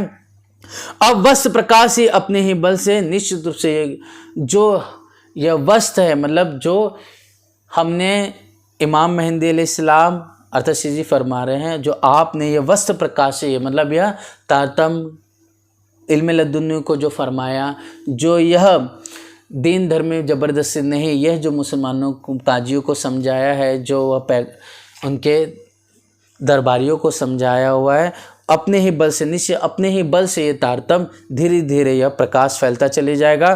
पर एक बात जो ना हो सिताबी से, लेकिन यह काम जल्दबाजी से नहीं होगा, यह कार्य धीरे धीरे ही होगा। इसलिए अपने दिल में धैर्य रखना, विश्वास रखना, काम होगा लेकिन धीरे धीरे ही होगा। माया छल रूप है, ताको छल से जीता जाए। आगे भगवान के बल बहुत कहलाए। अर्थात माया तो छल है, छल से ही जीता जा सकता है। अर्थात ये तो बाजी छल की वाणी कहती है, छल की तो उल्टी रीत, इनमें सीधा दौड़ के कोई न निकसिया जीत। इस तरह से ये तो माया छल की है और संसार में अज्ञानियों से और असुरों से छल से ही जीता जा सकता है। जैसे जो असुर, जो वहाँ पर जो सुंदर साथ जी बलि था, तो निश्चित रूप से भगवान विष्णु यहाँ पर क्या है, किस रूप में आए, ब्राह्मण का रूप धारण करके आए और वहाँ पर भिक्षा मांगे। तो बलि ने क्या कर दिया, वहाँ पर 3 पग जमीन देने का आदेश कर दिया कि हाँ, हम आपको 3 पग जमीन दे देंगे, अब आप 3 पग जमीन ले लीजिए। तो 1 पग जैसे रूप धारण करते हो, 1 में पूरी जमीन, 1 में पूरा, यह 14 लोग कहते हैं। और साथ में कहा कि तीसरा पग कहाँ रखो, सब तो हमने ले लिया, जगह ही नहीं बची, कहा कि हमारे सिर पर रख दो। इसलिए भगवान ने वहाँ पर छल से ही क्या कर दिया, ब्राह्मण का रूप धारण करके वामन अवतार में आकर के छल से असुर पे विजय प्राप्त की। तो भस्मासुर को जीतना था, है ना, भस्मासुर को, उसको ही, उससे ही, क्योंकि वरदान भगवान शिव ने दिया कि जो उसके सर पे तुम हाथ रख दोगे वो भस्म हो जाएगा। तो वह भस्मासुर क्या है, भगवान शिव पे ही दौड़ पड़ा। तब उस समय क्या हुआ, भगवान शिव दौड़े तो उन्होंने, तब भगवान विष्णु ने देखा, तब भगवान विष्णु खुद मोहिनी रूप में आकर के क्या किया, निरत करते करते निरत करा दिया। और खुद निरत करते कि जब ऐसा किया तो उसने भी ऐसा कर दिया, वहाँ पर वो खुद भस्म हो गया। इस तरह से भगवान विष्णु ने मोहिनी रूप धारण, मतलब छल कर करके असुरों पे विजय प्राप्त की है। इसी प्रकार सुंदर साथ जी ये देखिए कि भगवान महाभारत के युद्ध में भगवान श्री कृष्ण जी सारथी बने थे और अर्जुन यहाँ पर खुद रथ पे विराजमान होकर युद्ध लड़ रहा था। तब उस समय भीष्म पिता को मारने के लिए क्या कर दिया, स्त्री रूप जो श्रीखंडी थे, है ना, उनको रथ पे अपने खड़ा कर दिया, किसने, भगवान श्री कृष्ण ने। और फिर अर्जुन को उत्साहित कर करके, है ना, बाण चला करके भीष्म पिता को मरवाया। उसी प्रकार देखिए, जो अश्वत्थामा मर गया है, अश्वत्थामा मर गया, ऐसा करके जो द्रोणाचार्य जी है बहुत दुखी हुए, तब जाकर के द्रोणाचार्य को भी वहाँ पर धृष्टद्युम्न के द्वारा गला कटवा दिया। तो इस तरह से जो अधर्म के पक्ष में तो जो असुर थे उनको क्या कर दिया, छल से ही जीता गया है। सुंदर साथ जी ऐसे लाखों उदाहरण है, जब हम रामायण और महाभारत में पढ़ेंगे तो सारा आता है। तो भी असुर सो जीते हैं छल से, हर जी व्यास जित क्या सो जानो तो दिल में। इस तरह से ये उदाहरण दूसरा चीज अपना कह रहे हैं कि हर जी व्यास के पास हम 2 महीने तक भागवत श्रवण किए, उसके बाद जाकर के उन्हें भी हमने हराया है। तब फिर 3 से पकड़, फिर उसके बाद जब वह हरा तब उसने हमारे चरण पकड़े और इस तरह से विजय प्राप्त हुई। इस तरह से वो सुंदर साथ में शामिल हुआ। इसलिए छल को छल से ही जीता जा सकता है। जैसा बाजा करे तैसा ही की जो निरत, पर पड़ी बात हुई हिलमिल एक रस होना इत। जैसा बाजा बजे वैसा उस समय वहाँ निरत करना, मतलब जिस समय है मोमिन सुंदर साथ जी आप वहाँ पर हो तो वहाँ की परिस्थिति कैसी है, वहाँ पर काजी का मूड कैसा है, कैसा वो प्रसन्नचित है या दुखी है, तो उसके अनुरूप हो करके आप क्या करना, आप यहाँ पर वचन कहना, उन्हें समझाते रहना। लेकिन निश्चित रूप से बहुत बात बड़ी हुई है कि उनके मंदिर में, उनके वहाँ जा कर के दरबार में आपने वचन कहा है, तो निश्चित रूप से एक रस हो कर के एक साथ एक वचन कहना, एक जैसा हो कर के आप जैसे पहले गए थे वैसे ही उमंग जोश से रहना। पीछे तुमको सब आप ही खुल जाए। निश्चित रूप से जो चीज़ तुम्हें अभी ऐसा लग रहा है कि मुझे समझ नहीं आ रहा है, लेकिन धीरे धीरे वचन जो रहस्य है कुरान के वो धीरे धीरे आपको और खुलने लगेंगे। आस्ते आस्ते होएगा आप ही हक बताए, राज जी धीरे धीरे हम सबको समझाएंगे। तो यहाँ पर श्री जी 12 सुंदर साथ को सिखापन दे रहे हैं, अर्थात वहाँ पर उसी प्रकार आज हमारे पर भी हैं कि आज हम भी तक वाणी पढ़ते लेकिन बहुत सारी चीज़ें समझ में नहीं आती है। लेकिन सुंदर साथ जी जैसे जैसे हमारे अंदर समर्पण बनेगा, जैसे जैसे हमारी चेतौनी बढ़ेगी, जैसे जैसे हमारे अंदर सेवा के भाव बढ़ेंगे, जैसे जैसे हमारी इबादत बढ़ेगी, जैसे जैसे हमारे अंदर विनम्रता बढ़ेगी, वैसे वैसे सुंदर साथ जी निश्चित रूप से तारतम्य के जो रहस्य है, बीतक की जो गहराई है, वो हमारे अंदर भीतर रहस्य खोलते चले जाएंगे। पहले ये सूचित कर सुनने बैठे जब, अर्थात जब आप उन्हें मोमिनों को फरमा रहे हैं, सुंदर साथ को फरमा रहे हैं, जब उन्हें मतलब जो दरबारी लोग हैं उसमें कोई भी आए, जो आए तो उन्हें पहले काजी हजरत जी कहना और उन्हें पहले सूचना देना और उनसे पहले बातचीत करने का समय निकाल लेना। जब वो सूचना दे ले, जो सुनने बैठेंगे जब, सो उनके हृदय वचन लगे सब, तो धीरे धीरे सारे वचन कहना और वचन ऐसा करना ताकि उनके दिल में चोट लग जाए, तब उन्हें दया उपजे। तब निश्चित रूप से उनके दिल में दया उपजेगी, वह घायल हो जाएंगे। तब चित्त दे इनो सुने और तुम पर अनेक आवेश होए। निश्चित रूप से उनके वचन भी सुनना और उनके धीरे धीरे जवाब भी देना, और उसके बाद जैसे जैसे जवाब दोगे कुरान के रहस्य खोलते चले जाओगे और क़यामत की सारी रोशनी आप बता दोगे, रहस्य इमाम मेहंदी का बता दोगे, मेरे बारे में बताओगे। निश्चित रूप से कुरान पाक से, हदीसों से, हुसैनी तफसीर से, तो निश्चित रूप से वो सब जो उनके संग है वो भी समझने लग जाएंगे, वो भी आपकी चरण की वंदना करने लेंगे, चर्चा सुनने लग जाएंगे। तो इनको तुम वचन कहो तब बिट जाए अंतरा, इनको ऐसे से वचन के जाए जिसके अंदर उनके अंदर ज्ञान का अंधकार मिट जाए, और जो इस समय वो तुम्हारे और अपने में भेद समझ ले, समझे तुम हिंदू हो हर मुसलमान है, तो वो जो अज्ञानता है वह खत्म हो जाए। ऐसे वचन कहना, जा को होवे प्रकाश हो आप ही जग जाए। उन्हें कहना कि यह जो इल्म लदुनी जैसे जैसे फैलेगा, जैसे उसका प्रकाश फैलेगा, तो निश्चित रूप से वो सब जगते चले जाएगा। इसलिए हमने आपको बताया, इसलिए आप समझिए इस वचन, जैसे आप ईमान लाओगे तो निश्चित रूप से और भी मुसलमान भाई हमारे ईमान लाए, दीन इस्लाम को समझे। तुम आकले हो ना और जियो, मतलब तुम सोचो कि हम 1-2 दिन में समझा लो, 1 हफ्ते में समझा लो, इसलिए जल्दबाजी ना करना। परिस्थिति जैसी है वैसे धीरे धीरे उन्हें समझाना और काम दुरुस्ती से हो। निश्चित सब काम अच्छी तरह से ठंडक से धीरे धीरे सब काम दुरुस्ती से हो जाएगा। आकले काम शैतान के ठंडे हक से होए, मतलब जल्दबाजी वाला काम कौन करता है? शैतान करता है। और ठंडे हक से होए मतलब धीरे धीरे काम, धैर्य से काम मोमिन करते हैं। इसलिए आज हम भी अपने हादी से सीखापन ले कि हम सोचते हैं कि हम चितौनी करके जल्दी राज्य को प्राप्त कर ले, हम सोचते सेवा कर ले हमको राज्य मिल जाए, हम सोचते हैं कि हम प्रार्थना करें और जल्दी से काम हो जाए। ऐसा नहीं हो सकता सुंदर साथ जी। जो धनी ने अपने दिल में लिया है वही होने वाला है, पहली चीज़ है। दूसरी चीज़, हम अपना पुरुषार्थ करें, हम प्रयास करने, मतलब हम कर्म कर सकते हैं जीवन में, लेकिन उस कर्म का हमें प्रतिरूप फल हमें मिल जाए जैसा हम चाह रहे हैं, तो ऐसा नहीं हो सकता। इसलिए हम सबको चाहिए धैर्य धारण करें, हम अपने कार्य को ईमानदारी से प्रस्तुत करें, हम पैगाम दे दें, हम सेवा कर लें, लेकिन उसका फल क्या रिजल्ट मिले ये धनी पर है।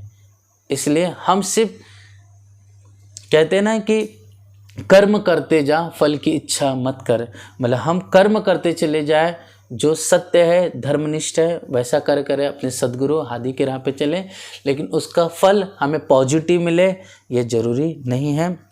इसलिए धैर्यपूर्वक हमें आगे बढ़ना है। भाई बदल कांजी भेजे है तुम पास, शेख बदल भाई और कांजी भाई को मैंने तुम्हारे पास भेजा है। तुम परियान पक्का कीजियो कांजी पास राखियो खास। आप निश्चित रूप से सलाम इशारा पक्का करना, सब 12 आप जो हो आपके एक चित्त होने चाहिए, आपके एक वचन होने चाहिए। जो कुछ भी वचन कहना है कांजी को कह देना, वो मुझे पत्र लिख करके भेज देंगे, और कुछ पूछना होगा तो उसमें पत्र में लिख देना, मैं तुम्हें जवाब कांजी भाई के साथ भिजवा दूंगा। जो हो तुम्हारी आज्ञा सो हम पड़े बाहर। अगर आप हे 12 सुंदर साथ जी, हे मोमिनो, अगर आप हमें आदेश देते हो, मतलब खुद श्री धनी कह रहे, हादी कह रहे कि अगर आज्ञा दो तो हम क्या है बाहर पड़े। मतलब श्री जी इतने इंद्रावती इतने प्रेम के सागर, दया के सागर हैं कि सुंदर साथ से कह रहे अगर आप आज्ञा दो, मतलब आप हुक्म करो तो हम बाहर जाए। जो सकड़ाई में रखोगे तो हम रहे बाहर। अगर आप हमें सकड़ाई में रखोगे, मतलब आप ये कहोगे कि आप अभी मत जाइए तो हम कामा पहाड़ी पे ही रुके रहेंगे, तो क्या होगा, हम खुद भी अपनी मदद भी नहीं कर पाएंगे। दूसरी चीज़, सुंदर साथ की भी जो जागने का कार्य भी रुक जाएगा। तीसरी चीज़, आपकी भी मदद नहीं कर पाएंगे। चौथी चीज़, किसी को जागृत करके आपकी औरंगजेब को जो सिखापन देना है वो भी हम नहीं कर पाएंगे। तो हम रहे जाहिर। इस तरह से हम क्या है, सिर्फ जाहिरी रूप में हो रह जाएंगे। और जाहिर हम रहे जाहिर मतलब हम निश्चित रूप से जाहिर ना हो पाएंगे। कहने का तात्पर्य है, मतलब जाहिर होना मतलब हम आगे जा करके प्रचार प्रसार नहीं कर पाएंगे, तुम्हारा उपराला मतलब मदद नहीं कर पाएंगे। पर हम उलझे रहेंगे, उपराला तुम्हें न सके कर। हम जब आप नहीं हुक्म देंगे तो हम यहीं पर रह जाएंगे, तो आपकी मदद नहीं कर पाएंगे।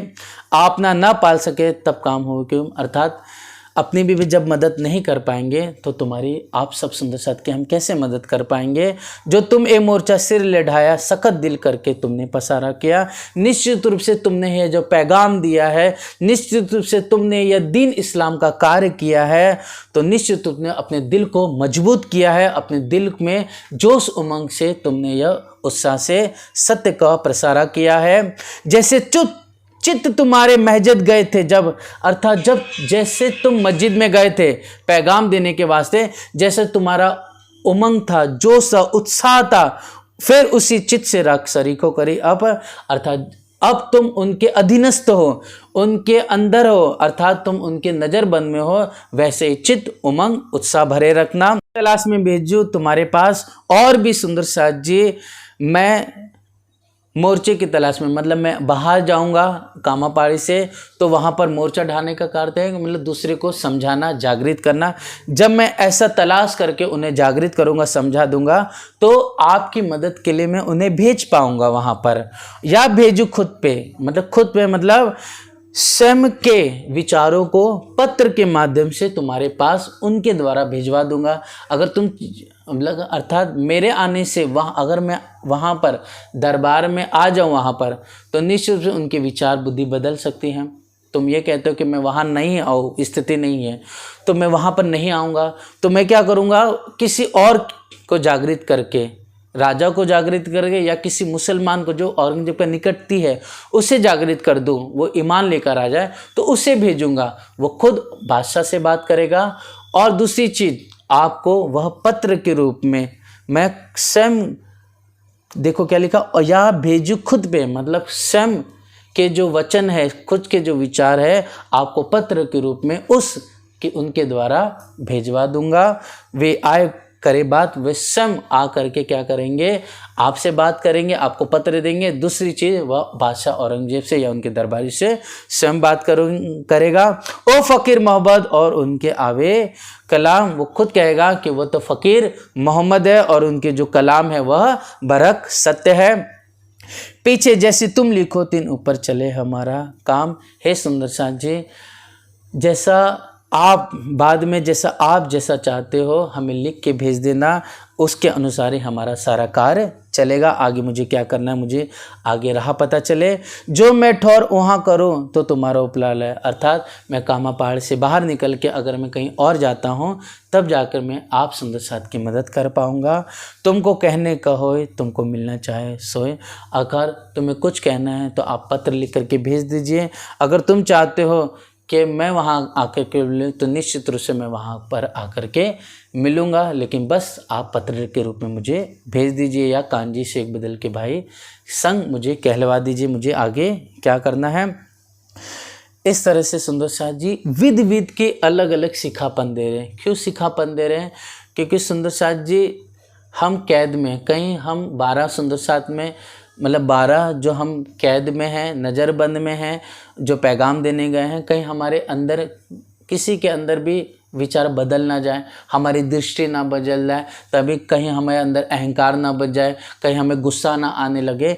इसलिए श्री जी अलग अलग रूप में यह पत्र की व्याख्या करते चले जा रहे हैं, ताकि हमारे अंदर वो जोश, उमंग, उत्साह और काहिली ना बैठे, हमारे अंदर ईमान बढ़ता रहे। जिस वास्ते हुई इनायत सो लावते थे तुम पे, इस तरह जिस वास्ते मतलब धनी ने इसी वास्ते हमारे पर क्या है, किस वास्ते ये कृपा की मतलब सननवाड़ी क्यों हमारे पे भेज दिए। सो लावते थे तुम पे मतलब क्यों, क्योंकि वह निश्चित रूप से शंका लाते। कौन? मुसलमान या औरंगजेब जो है काजी दरबारी है, वो शंका लाते, इसलिए धनी ने हम पर ईमान मतलब हमारे पे कृपा करके क्या है सनन ग्रंथ अवतरित किया हुआ है। पर तुम पीछे फिरे इस्लाम पर खड़े हैं, लेकिन क्या करे तुम मतलब ये मुसलमान पीछे खड़े हो गए, पीछे चले गए, इस्लाम पे खड़े हैं। ये कहते हैं हम इस्लाम पे खड़े, लेकिन ये इस्लाम पे नहीं खड़े, ये तो दीन इस्लाम से पीछे हट गए। और तुम भी इस्लाम पर तुम करो क्या, निश्चित रूप से हे सुंदर साथ जी आप भी इसी इस्लाम पे खड़े हो, लेकिन क्या करे तुम करो क्या, जो दिल रसूल ने फरमाया सो ढील बीज देखा। लेकिन हे सुंदर साथ जी आप भी उसी इस्लाम पे खड़े हो जो रसूल अल्लाह ने फरमाया था, वह भी उसी इस्लाम पे खड़े उन्होंने फरमाया। लेकिन फ़र्क यही है कि वो शरीयत पे खड़े हैं, हम हकीकत मार्फत पे खड़े हैं। रसूल अल्लाह ने फरमाया था कि शरीयत छोड़ करके हकीकत मार्फत की राह पे चलना, जब रूह अल्लाह इमाम मेहंदी जाहिर होंगे, क़यामत का दौर होगा। लेकिन वह कहते हैं कि हम इस्लाम पे खड़े हैं, लेकिन वह इस्लाम पे खड़े होकर के पीछे हट गए, और अब हम वास्तव रूप में इस्लाम पे खड़े हैं। लेकिन अब हम करें भी तो करें क्या, जो रसूल अल्लाह ने पहले से भविष्यवाणी की थे वही उसी माफक हो रहा है। ढील हो रही है, ढील हो रहा मतलब क्या हो रहा है, इस समय बढ़ता चले जा रहा है। इसलिए कहा ना कि ये नेक रात खींच के रखे वास्ते तुम, ना तो केती बेर थी लेते अंदर हम, नहीं तो कितना देर था हम सबको जागृत कर देते, लेकिन ये अज्ञानता की रात को बढ़ा दिया है। ये सब रसूल अल्लाह ने पहले से ही फरमाया, तो वैसा ही हो रहा है। तो इन्होंने अब पीठ दी तुम्हें, इसलिए जैसा रसूल अल्लाह ने फरमाया इसलिए इन्होंने आपको यह पीठ दे दी। अब होए रसूल का हुक्म, निश्चित रूप से अब रसूल का हुक्म होगा, वैसे ही आगे होगा। हम जाए पासे उन्हें उन, अर्थात अब निश्चित रूप से हम अगर आप आज्ञा दो तो हम बाहर निकले और बाहर जा कर के किसी को जागृत करें और समझाए और आपके पास मदद के लिए भेजें। बेहक सगबान ने जिनको शोभा देने वाले हैं, हमको तहाँ खींच के पहुँचावे उनको ठोर, अर्थात धामधनी हमको जो शोभा देने वाले वो निश्चित रूप से वो शोभा दे के रहेंगे और वहाँ पर खींच के लेके जाएंगे और उनको जागृत कर देंगे। और जागृत कर करके अर्थात उन राजाओं को या किसी मुसलमान भाई को बादशाह या आपके पास भेज देंगे मदद के लिए। इन बात का तुम भी जन्म का चाह किया, इस तरह से है सुंदर साथ जी जो आपने पहले से ये दिल में चाहना इच्छा की थी, कहाँ पर, परम धाम में, है ना, कि हमें दीन इस्लाम मतलब हमें दुख देखना है, माया देखनी है, हम लड़ेंगे उस माया से। तो निश्चित रूप से ये जान हम तुम पर ऐता मता दे लिया, इसलिए धनी ने अपने दिल में मता ले लिया था कि मोमिनों को वैसा ही दिखाना है, इसलिए कसाला ये दुख हो रहा है। इसलिए तुम चिंता न करना, जैसा आपने परम धाम में चाहता वैसा वैसा यहाँ पर हो रहा है।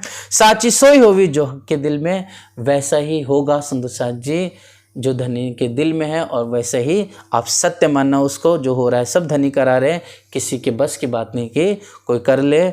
जो हमारा शोर शराबा सुने तो आंखें उनकी भी खुल जाए। निश्चित रूप से ब्रह्म ज्ञान की गूंज जो हम फैला रहे हैं, तो धीरे धीरे आज नहीं तो कल, कल नहीं तो परसों एक दिन आएगा, उनकी भी आंखें खुल जाएगी। और तुमको कहने के होवे इसकी ठौर, तिस वासी विचार की सिताब पत्री लिखी। और तुम्हें और कुछ भी कहना है सुंदर शाह जी, पत्र के माध्यम से सिताब जल्दी हमें पास आप पत्र भेज दीजिए। आज इस ठौर में हमारा नहीं फिरने का दिन, आज आप नज़रबंद हो। निश्चित रूप से आज हमारी इच्छा नहीं कि हम कामा पहाड़ी से निकल के कहीं और जाए, पर क्या करें, हक को यही गमता है मन। लेकिन हम क्या करें, धनी के दिल में यही अच्छा लगता है, उनके दिल में यही है, इसलिए हमें यहाँ से जाना पड़ेगा ही सुंदर साथ जी। इस तरह से तो हमारा क्या चलत भया तहकीक है। निश्चित रूप से अब हमारा क्या चलेगा, जो धनी ने अपने दिल में ले लिया है वैसा ही होगा आगे। सिमहा मत कहे मोमिनो और कहूँ हकीकत जी। आप हादी लालदा जी महाराज जी कहते हैं, इतना सारा बयान आप धामधनी ने मतलब हादिज ने जो पत्र के माध्यम से लिखा, मैंने नकल की, वो आपके सामने बयान किया। और भी आपने जो पत्र लिखा उसकी वास्तविकता मैं आपको दूसरे पत्र मतलब छोटे पत्र के माध्यम से सिखापन दे रहा हूँ। बोलो श्री प्राणनाथ प्यारे की जय। हे सुंदर साथ जी, भले आज थोड़ा समय ज़्यादा हो उसके लिए माफ़ी चाहूँगा, लेकिन इतना ज़रूर कहूँगा कि आप अपने घर पे पत्र यह पढ़ना, इसमें हमारे पर लिए बहुत सीखापन है। और साथ साथ में ये पढ़ करके यह कुछ चीज़ नहीं समझ में आ रही तो आप मुझे वापस से पूछ लेना, या फिर सुंदर साथ जी वापस से यह यूट्यूब पे जाएगा ही सुंदर साथ जी चर्चा, उसमें आप श्रवण कर लेना, ठीक। या फिर आप मुझसे फ़ोन करके पूछ लेना, जैसा हमसे बनेगा पूरी कोशिश करके आपसे हम सहूर करेंगे। बोलो श्री प्राणनाथ प्यारे की जय। आइए सुंदर साथ जी चौपाई द्वारा ले। और कहो हकीकत जे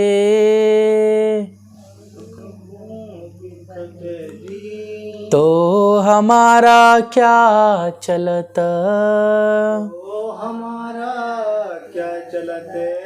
भया तहकीक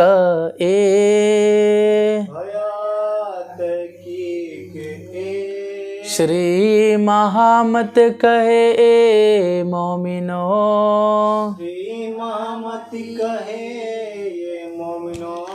और कहूँ हकीकत जे, और हकीकत कहूँ जे, और कहूँ हकीकत जे, और हकीकत कहूँ जी।